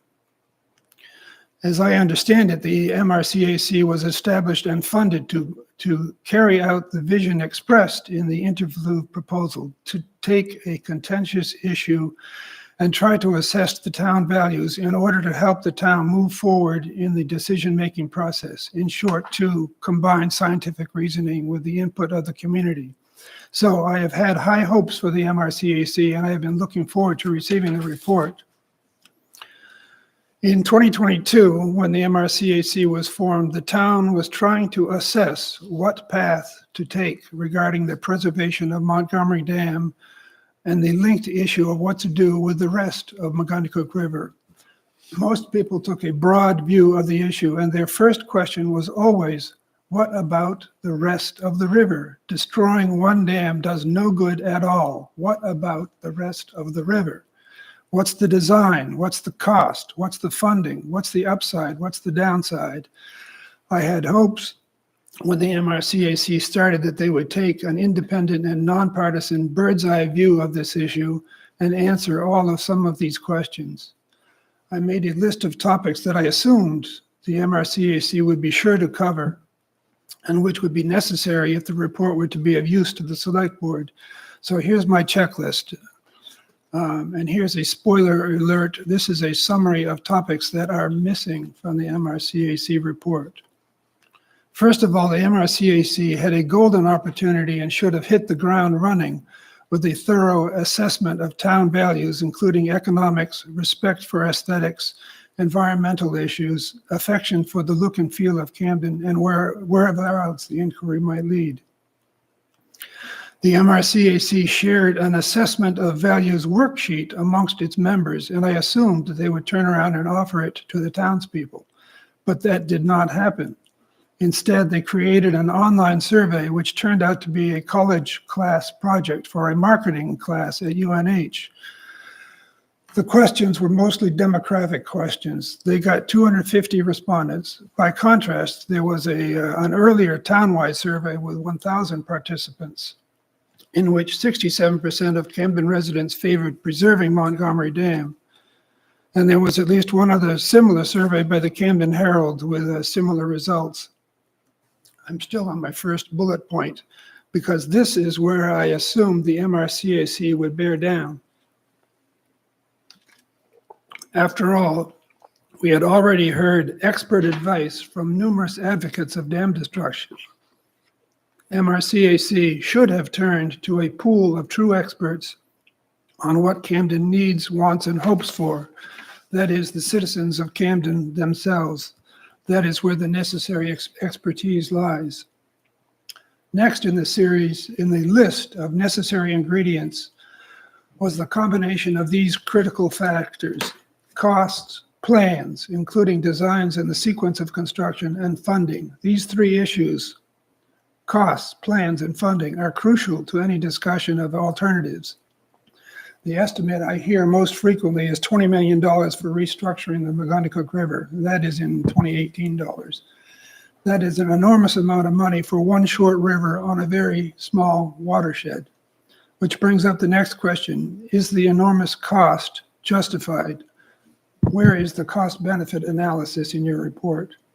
And beyond a dollars and cents analysis, how do you compare losses and gains? Where is the acknowledgement of community loss if we destroy our Olmsted treasure, our centerpiece of the landscaping at the head of the harbor and Harbor Park? Starting with an enormous loss such as that, does Camden come out ahead? Where is the consideration of the legacy, beauty, and economic vitality that the Montgomery Dam brings to the town? Moving on, there are still many questions regarding the report, but I'll try to limit it to my list to just 2 or 3 more items. I'd like to see a financial accounting of where the funding amounting to $390,000 plus town contributions was allocated. I don't expect to find anything villainous in this financial accounting, but we should see the accounting. And included in that accounting should be a reference to the remaining $1.2 million that was in the grant, and when and what deliverables we can expect, and perhaps some explanation of why the deadline has not been met. So just a couple more points. I'd like to see some technical assessment of the success rate or failure rate of fish ladders. I attended pretty much every public presentation offered by the MRCAC, and there was not much, if any, acknowledgement that fish ladders often fail. The report should have indicated the likely outcomes of each fish ladder, given that there would be a series of 3 or 4 or 5 fish ladders or fish assistance infrastructure up and down the river. The success rate that I have seen most often is 60%, although I have seen estimates as high as 97% or as low as 3%. After several fish ladders in a series, you are soon down to a pretty low success rate. And what of the fish that do not succeed? Do they die at the foot of the next fish ladder, or are they flushed back out to sea? The comparisons that you have used in other dams around the state are mostly a single dam, not a series of 3 or 4 or 5 fish ladders. So I'm not sure there is any comparison. Anyway, in short, regarding the success rate and the series of dams, there is no guarantee of success. And that makes the grand project a very expensive gamble. Following up on the missing technical assessment of success, I am looking for an acknowledgement that there is no indication of cost, no guarantee of a successful outcome, no guarantee of funding. Again, it sounds like an enormous gamble, unsupported by facts in the report. And briefly, I would like to point out that the Montgomery Dam does not contribute to flooding of downtown Camden. The evidence is included in your own report, but that obvious conclusion is not made. And I'll return again to alewives. Many reports on the natural history of Maine say that sea-run fish ascend Maine rivers up to the point where they are blocked by either a natural barrier or a man-made barrier. In Camden, that barrier is a natural one. It is the bedrock ledges at the head of the harbor. It is unlikely that alewives ever made it over that abrupt rise in elevation, and indeed, there is no historical evidence that alewives ever visited the Montgomery River system. So to summarize, I recommend we return the report to the MRCAC so that they can fill in the missing information. To be specific, to fill in the costs for the whole river, the plans and designs for the whole river, the funding for the whole river, a cost-benefit and discussion and acknowledgement of the losses and gains, a financial accounting, a technical assessment of what success or failure means, and an acknowledgement that there is no guarantee of success in this project. Given the uncertainty in the costs, plans, and funding, we are faced with the likelihood of the worst possible outcome, that is the destruction of our treasure of Montgomery Dam and no further work being done on the river. That is my fear. And I don't know if you want a motion now, but I would like to see this report returned to the committee for further work. Thank you. Is there a second on that motion? Seeing none, the motion fails. Any further comments from the board? Allison? I have some, but I'll let others see if other people say what I'm going to say first so that I don't take more time than necessary. No, you go ahead. Yeah, so I also echo the appreciation. I know this work is tiring and usually a lot more tiring than anybody thinks they're signing up for. So definitely appreciate that. It's been a little bit painful for me to watch from the sidelines. Much like Ken, I have a lot of interest in the topic and wasn't allowed to participate, really. I could sit here and launch an attack on the things that you missed. I think you've understated the case, really. And I could come up with a bunch of different reasons, like Ken thinks you left things out.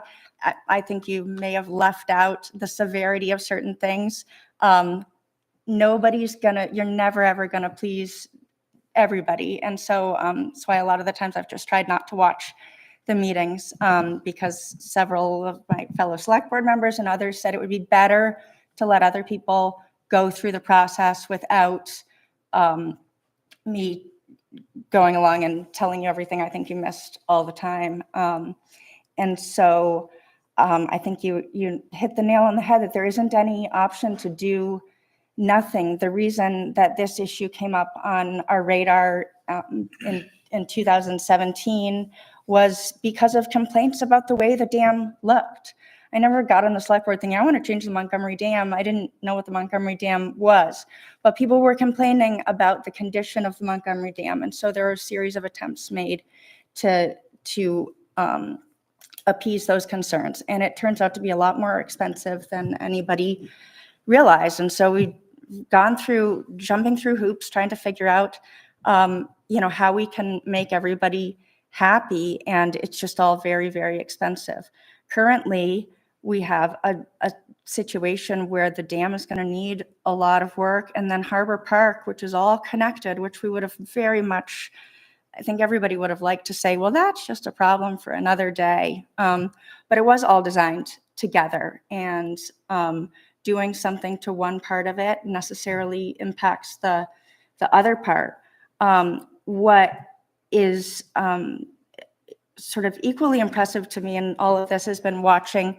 I'm the liaison to the Library Board of Trustees, and they have taken on a huge amount of research to really dig into the Olmsted Bach legacy.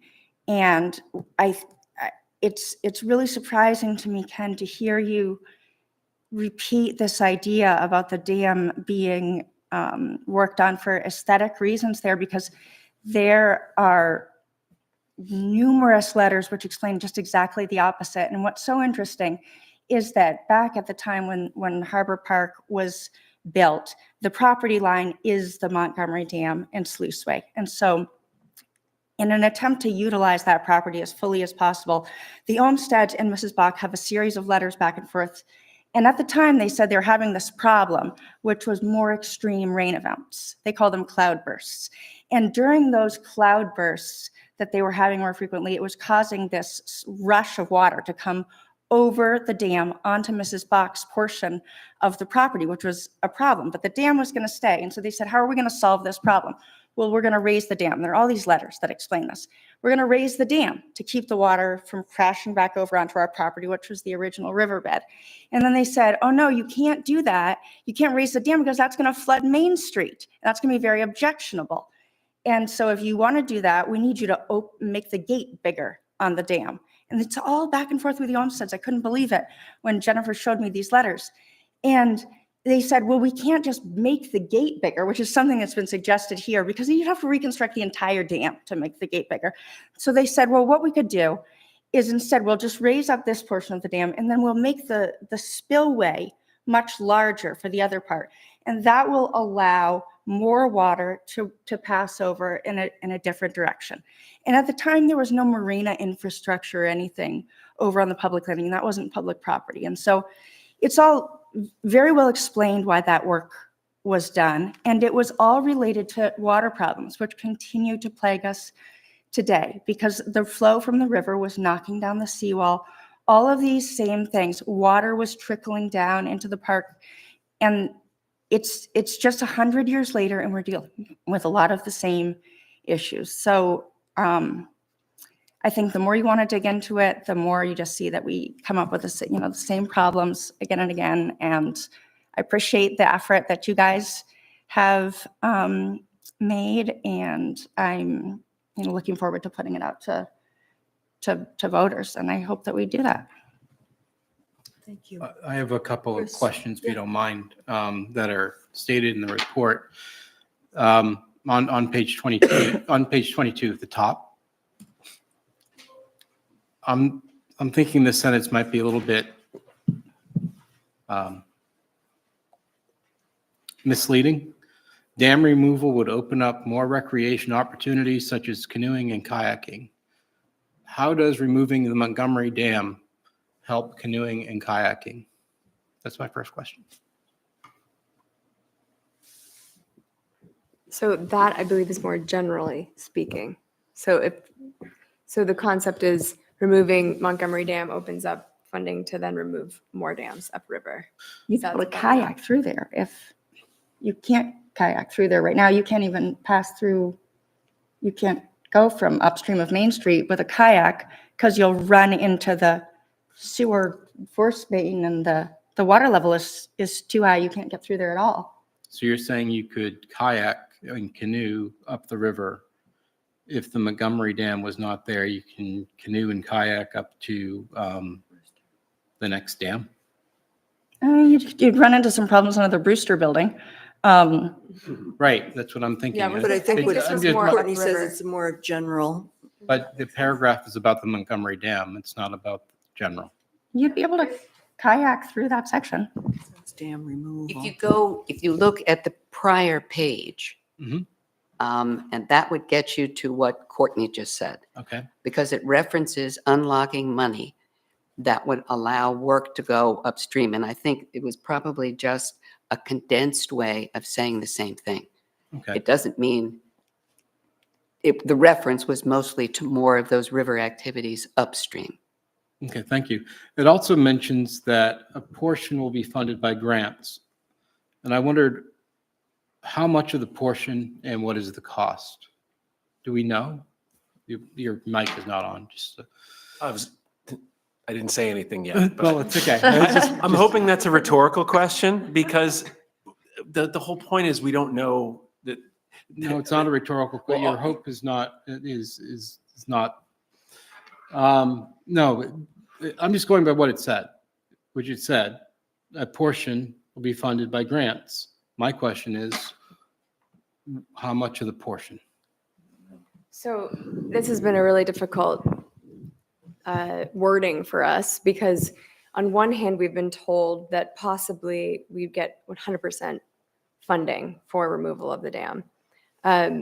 But we're too nervous to say that because we don't know. It's not set in stone.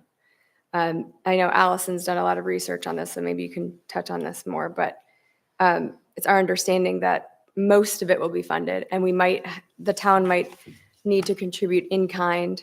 But if that happens, we'll make sure that the town is aware of how much that will be. It'll be put in the budget, and then the budget will be approved. If we had done this last year's, I mean, there are projects that are being funded, two of them right now. One is the city of Rockland, and over on Picture Pond that I'm aware of, there is zero non-federal match requirement. All of the cost of the dam reconstruction and the fish ladder for Picture Pond are up to $2 million is being funded through this grant. It depends on how long we wait, but it can very much, like what Yarmouth did, is they put the question out to voters in a way that said, do you, or to their city council, the resolution states that it authorizes non-taxpayer revenue sources for the project. So you're only giving approval for whatever can be funded with grants. You can never say that anything is 100%, but you can look at a lot of other projects that are being funded 100%. National Fish and Wildlife Foundation said they can allocate up to $10 million for projects related to things that are identified in the feasibility study. And the key there is the no match is required. That's in many other situations, there's a 10% match requirement for the town. That doesn't exist in the main grants that we're looking at. Is there I'm sorry, go ahead. Sorry, and part of our reluctance to put just say that this is the amount and this is the percentage we're going to get for all the reasons. It's just, you can't do that. And you couldn't do that before. I won't even get into politics, but let me just say that if you look in the report, starting on page 31, there's a whole table. A table that outlines with links, if you're looking at the online version, that can bring you to what the grant programs are. There are ones that are federally funded, and as Courtney is referencing, there are a lot of privately maintained ones through various nonprofits that want to fund projects like this. So it depends on who's writing the grant application and who happens to be reading it on the day it's open. But we've been given a certain amount of assurance that this is the kind of project that both the feds and organizations like Trout Unlimited and NOAA, right? Well, that's a government organization, but yeah, all these the various organizations want to fund. So it's just a matter of getting through that set of gates and then applying. I don't think I saw it. Thank you. I don't think Chris, can I Yeah, answer go. another, what I Sure, heard please. is another part of that question. Mhm. We do have the initial project costs for the Montgomery Dam with the additional work down toward Harbor Park. So we know the most recent, and I mean recent, figure that it will cost under $4 million. And if you go through the tables, it's likely that if there are grants available, it could cover, if they would fund all of it, it would cover the full cost. And it's still a guess, but we do have the numbers. Yeah, thank you. It's actually 1.7 for dam removal. Yeah. Yeah. Is that four was maybe including resilience for Harbor Park? It was, it's the last page, and it includes initial project costs and then the delivery of the project cost. So it's the total package. Thank you. Where did we end up with any issues with the abutters of the dam property? Where did we end up with any issues? Did they get resolved with any of the abutters of the property of the dam? Are there any issues that are left undone with Camden Deli? Can you all answer that? Yeah, that's so maybe ask Ken, he might know. we gave the opportunity to all of the abutters to participate in an engineering work engineering assessment work Mhm. that would also identify potential investments that could be part of a grant application. So, additional work on their buildings. Some of it needed to happen anyway. Some of it, could shore up their building if there were any changes in the course of the river. And Camden Deli chose not to participate. When was that meeting? I just don't remember. That's So all. I think it was like a June 13th email when they said they wouldn't participate. And we've recently met with them again. And any result from that meeting? They're saying now that they would like to. So They would like to what? have an engineering report done on their building. I mean, and just one point about, and one thing I found interesting and sort of, serendipity, with the previous discussion that took place today, that in the I don't remember what report it was, but the engineering study talked about how actually the flowing water dammed up, higher water moving laterally was partly the cause of the destabilization of the pilings under I don't know what it's called. Surrounding the 39 main. Multiple. 39. Thank you. Yeah. The building in question. Which is interesting because to me, I should say, part of the criticism of removing the dam that was thrown out was, well, suddenly you're going to expose all these pilings to fresh air. And they were much more stable underwater. And I think, it seemed like an argument of convenience at the time. And I maintain that. I think it had to be to do with the freeze and thaw cycles, not that it was fresh air. I think it was, but whatever. Yeah. And just as much, but just to emphasize that here we have an engineer coming in to say, actually, it being underwater for that long was part of the destabilization. So who knows? The science, I'm more inclined to listen to the engineer about these things than my non-engineering mind, but it made sense to me. Any further questions from the board, comments? I would say it's a well-written, professionally looking report, for sure. Can I get a motion? That is a lot of work. Can I get a motion to accept the recommendation? Do we have what the warrant article would look like? No, our next step was going to be to direct Audra and her staff to generate the warrant article, which is a public hearing on the actual warrant article. We are just charged with accepting the report. So we can make a warrant article conditional upon funding. Yes. That's what I would like to do.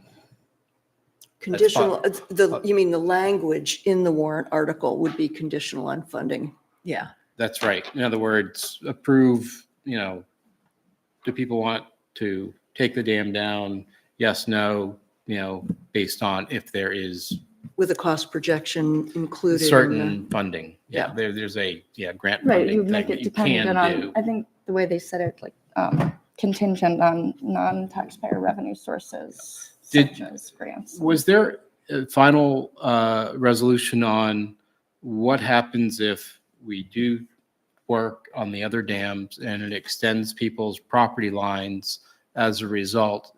Was there a resolution finally on what happens if, the property line is to go to the center of the river as it currently stands? Is it something different? Is there an impact to people that live along there with the change that would occur? The assessor, I always mispronounce his name, but is it Mr. Gary Leishman? Leichman. Gary. Leichman. All right, there you go. Leichman. I'm glad shouldn't have tried until I pressed green. But the idea was no, there wouldn't be an impact on that. But I would defer to him to come in and explain that more fully. But I also believe every deed is different for every property. Some deeds may say it goes to the center of the river, and some deeds may say high tide line or high tide, but flood line, whatever. And it's not a factor for Montgomery. No, and that was the only other point I wanted to make is that we kind of shifted 100% of our attention to the Montgomery Dam vote when originally we were talking about having this be on last November's ballot. And it just kept getting bogged down as we tried to think about the global project. And I don't want to say criticism, that's too strong of a word, but the point raised by Ken about, geez, you should have done 1,000 other things with your report. We didn't, because we wanted to make this report be especially relevant to the matter of the one thing that's going to go before the voters in the short term, up or down, something to do with the Montgomery Dam. So that's why you don't see a 1,000, different angles of the Powder Mill Dam ruins and what we're going to do with that, because without this resolved in some way, it's pointless to look upstream. But there are feasibility studies for the other dams. And that it's you can private find. property too, and those people are ready to make decisions in some cases. And Well, and the other thing too is that the possibility of funding is much more now than it would be perhaps in 6 months or a year. So because that funding is that possibility, that was important. And that was one thing that we really wanted to get this to a vote.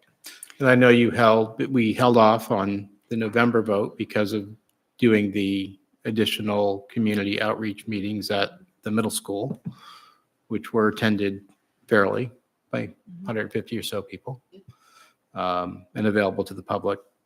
And For that that. actually was the feedback we got from both of those. To Ken's point about not filtering in what the community thought, those two meetings were very helpful in us deciding that it was really a choice between A and C. Absolutely no real response to the middle, the compromise. And also suggestions, reactions to what were then the renderings. I mean, all of that filtered back through the community to us and was part of our discussion. So it's not that community input was not looked for, listened to carefully, discussed, and considered. We did that a number of times. And in fact, through those conversations was how we came up with a non-table, non-matrix cost-benefit analysis. When you read the report, there is full acknowledgement of what will be lost for some people. There's also an account of what will be gained. And it's in terms of costs, but it's also in terms of amenities in this town, economic benefits, recreational benefits, educational benefits, aesthetic benefits. It's all there, Ken. It's just not in a table. I did notice under your section on aesthetics that the Montgomery Dam aesthetics got 3 lines and your favorite choice got 25 lines. There's much, much more that can be said about the value of Montgomery Dam to this community than it appears in your report. So I'd like a motion. At this point, I think we're ready. We've tossed this around. I would move. I move to accept the recommendation of the Montgomery River Citizens Advisory Committee. Thank you, Tom. Do I have a second? Second. Any further discussion? Yes, a little bit. Are we accepting the report or are we supposed to agree with the recommendation? It's not clear to me. We're accepting the report. The And- motion was and for how the you vote. recommendation, though. Well, the report is the recommendation. I can revise. I move to accept the report from the Montgomery River Citizens Advisory Committee. Should we accept or I'll second for the purpose of discussion. Should we accept the report and direct town staff to draft a warrant article based on the report? Based on the recommendation. Based on the of report. recommendation? That would be helpful. Yeah, Sure. Tom, so amended. In addition to my motion, I would propose that we direct town staff to draft a warrant article. Second.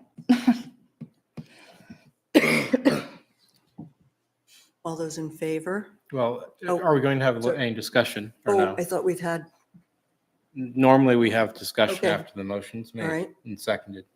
And I would just say that the report does provide a lot of information that people in the town can read and value and judge. It's another, in a way, another form of communication from the committee that people can use to make their decision. And that's why I support the report, to allow people to have condensed version of the information, to have an educated voting public. Mhm. And I think that's important to do. Are there some things that aren't in there? Sure, it's nothing is perfect, but there's something about what the enemy of the great versus the good, something to that effect, where there is a lot of information in here for people to read, and it can allow them to make an informed decision Mhm. with a well-crafted warrant article. And that's what people have wanted. They've wanted to, for some time, be able to say yay or nay. And will this have bigger ramifications up the river based on the vote? Most likely. Whether it be reduced funding or if it doesn't get approved or whatever. But the report as it is, I mean, the committee has made their recommendation, and they've got a report that's crafted. Some things maybe aren't there that would have been nice to have, but aren't attainable at this point. Firm numbers on funding. We can't get firm numbers on how much it's going to cost to shore up a small building. So I would look forward to being able to have the town vote on it, and this be part of the information that's provided to people in town to make that decision. But we want to make a nicely crafted warrant article that allows people to know what they're voting for. Sometimes those look kind of crazy. It's like, I voted no, but I really meant, I thought it meant yes. Well, I think we're going to have plenty of time to hash that out. Any further discussion before we vote? Yeah, I just want to reiterate that the guts of the report are missing. We don't have plans for the whole river. We don't have costs for the whole river. We don't have funding for the whole river. The Montgomery River Citizens Advisory Committee should have addressed the Montgomery River, and instead we got a report on the first dam going upriver. I don't think this report serves our needs or the town's needs enough, and I will vote to not accept it. We do have a professionally reviewed feasibility study for the entire river. This was really an extra step that was demanded because it was felt that review process might not have been extensive enough, which had also included extensive public review. But we went way beyond by having a 2-year tribunal really to review everything that had ever been done. So there is a pretty good sized report on the whole river. Not to mention more information coming Yeah. as we work through and finalize the current grant that we have with NIFWIT that is going to provide plans for the entire river. Is that the other 1.2 million that Ken referenced to earlier? Yeah, but that was. So that's like, how does that work? We've got, That was, let's say, I don't know, $5 million. What's the $1.5 million? Give me the short version. It's 350 million, basically. 350,000 went to FB and doing that work. The rest is engineering for Where coming does up the with, 1.2 sit? And where is it at? will be done by June, and we'll have plans for the entire river. So the rest of that 1.2 million, all engineering work, and there's going to be a series of deliverables that come out of that. Some of it's going to be technical memorandums, some of it's going to be design plans, some of it's going to be renderings. So there's a lot of other work that, and we have some of it too. Some of it, has been delivered. But So basically, the town, it's not coming out of the town's coffers that are it's taxed. all the money we got through the grant. And it's just sitting there waiting for. It's not Yeah, the sitting be- there. It's being spent. If you were to ask at this point in time, how much has been spent of that 1.2 million, I think it's close to over half of it, if not more, In the other plans. for the additional engineering work. Okay. Yeah. And it's not it's absolutely not just for the Montgomery Dam. The Montgomery Dam is only a piece. It goes all the way up the river. So is there some explanation about why it was not ready? I think the grant specified being done in 2024. Did we get an extension for that? We did. So we didn't get our contract and we weren't able to draw down money until 9 months after it was awarded, which is very typical. We actually got ours a lot quicker than most other communities. A lot of other communities that got NIFWIF grants, it took them over a year to get their contracts. So they gave extensions to pretty much everybody to complete the work. So you're hoping to have these plans in time for people to review it before voting in June 10? No, No. a lot of this is a benefit partially to help private property owners make decisions. There's nothing that needs to change about if the decision about the Montgomery Dam and Harbor Park, we have an urgent issue to address there no matter what. I would say that none of the decisions about the Montgomery Dam would be different based on anything upstream. This is still the right thing People to are do. asking right at the start, what are the plans? How do the Nobody plans is for the forced to do, river- and we are going to be how do forced the- to address our high hazard dams no matter what, because it's a safety issue. And private property owners have a liability that is actually damaging real estate transactions right now. So that's all going to have to be done. This is a tool to help us. The rest of the river stuff is going to help us know what our options are as we're moving forward. And the funding agency, their hope is that, yes, it will lead to comprehensive fish passage. That's why they invest in helping communities do these long-term plans. But we don't have to do anything different based on whatever happens with Montgomery Dam does not dictate anything different happening anywhere else. We'd be very stupid not to take advantage of the greater opportunity, but it's all a choice. Harbor Park is So- crumbling right now. It's like the seawall is going to Absolutely. fall over again. Decisions about Montgomery Dam will affect decisions up the river and decisions. It only adds more opportunities. People recognize that there is a link between the decisions around Montgomery Dam and what happens with the rest of the river, that in effect, destroying Montgomery Dam triggers a massive reconstructing job in all the way up. and I would down say the not river. doing anything to Montgomery Dam forces us to bear 100% of the cost of fixing all of our dams. You don't think- Yes, it absolutely does. If we do nothing to Montgomery Dam, if we do no fish passage, if we do nothing there, all the high hazard dams and that enormous cost to bring them up to standard is 100% on Camden taxpayers. There are 5 pages of grants in the report. No, Ken. It's not I- for- I'm telling you, the there's- high hazard dam money Of them is a refer small to- drop in the bucket. The big, huge money is around fish passage, ecosystem connectivity, and reducing flood risks. And if we can't show that we're committing to doing those things, particularly at the very head of the harbor for a dam that doesn't even serve a functional purpose other than aesthetics, we have no hope of getting money upstream for the bigger problems that we have. Well, aesthetics are very important to the town. I'm of not Camden. saying they're not. I'm just saying that that's the reality of what we're faced with, Ken. So Montgomery Dam matters very much for that reason, and it very much could be an independent decision. What do you mean it can be they're totally linked? You What could just said, remove they're Montgomery totally- Dam and it's not, like, the only thing it does is open up opportunities, is what I'm saying. There's also a very real chance that we're going to be forced to have fish passage there very soon. We have a really serious issue. The Department of Marine Resources can force this. We have an issue every year where there's thousands of elvers being killed.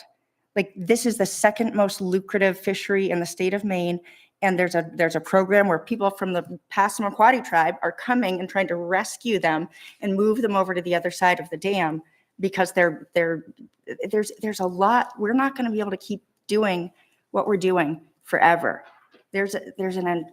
We could talk about this for hours and Yeah, but hours. when And I you would should like- really look at the reports. You should really look at the Yeah. research. I feel like there are so many things that All you the brought up reports, I've that if seen you the made an reports. earnest effort to understand, it would answer a lot of the questions. that And you have the opportunity to vote against the motion, which is on the table, and I'd like to call the vote. All those in favor of accepting the report of the committee Directing. And the town. as stated in the motion with the warrant article to be included with costs. No, that's not what we said. The Just the warrant motion's article been, for now. the warrant article Yeah. Yeah. Direct town staff to create a to warrant create the article. warrant article. Yep.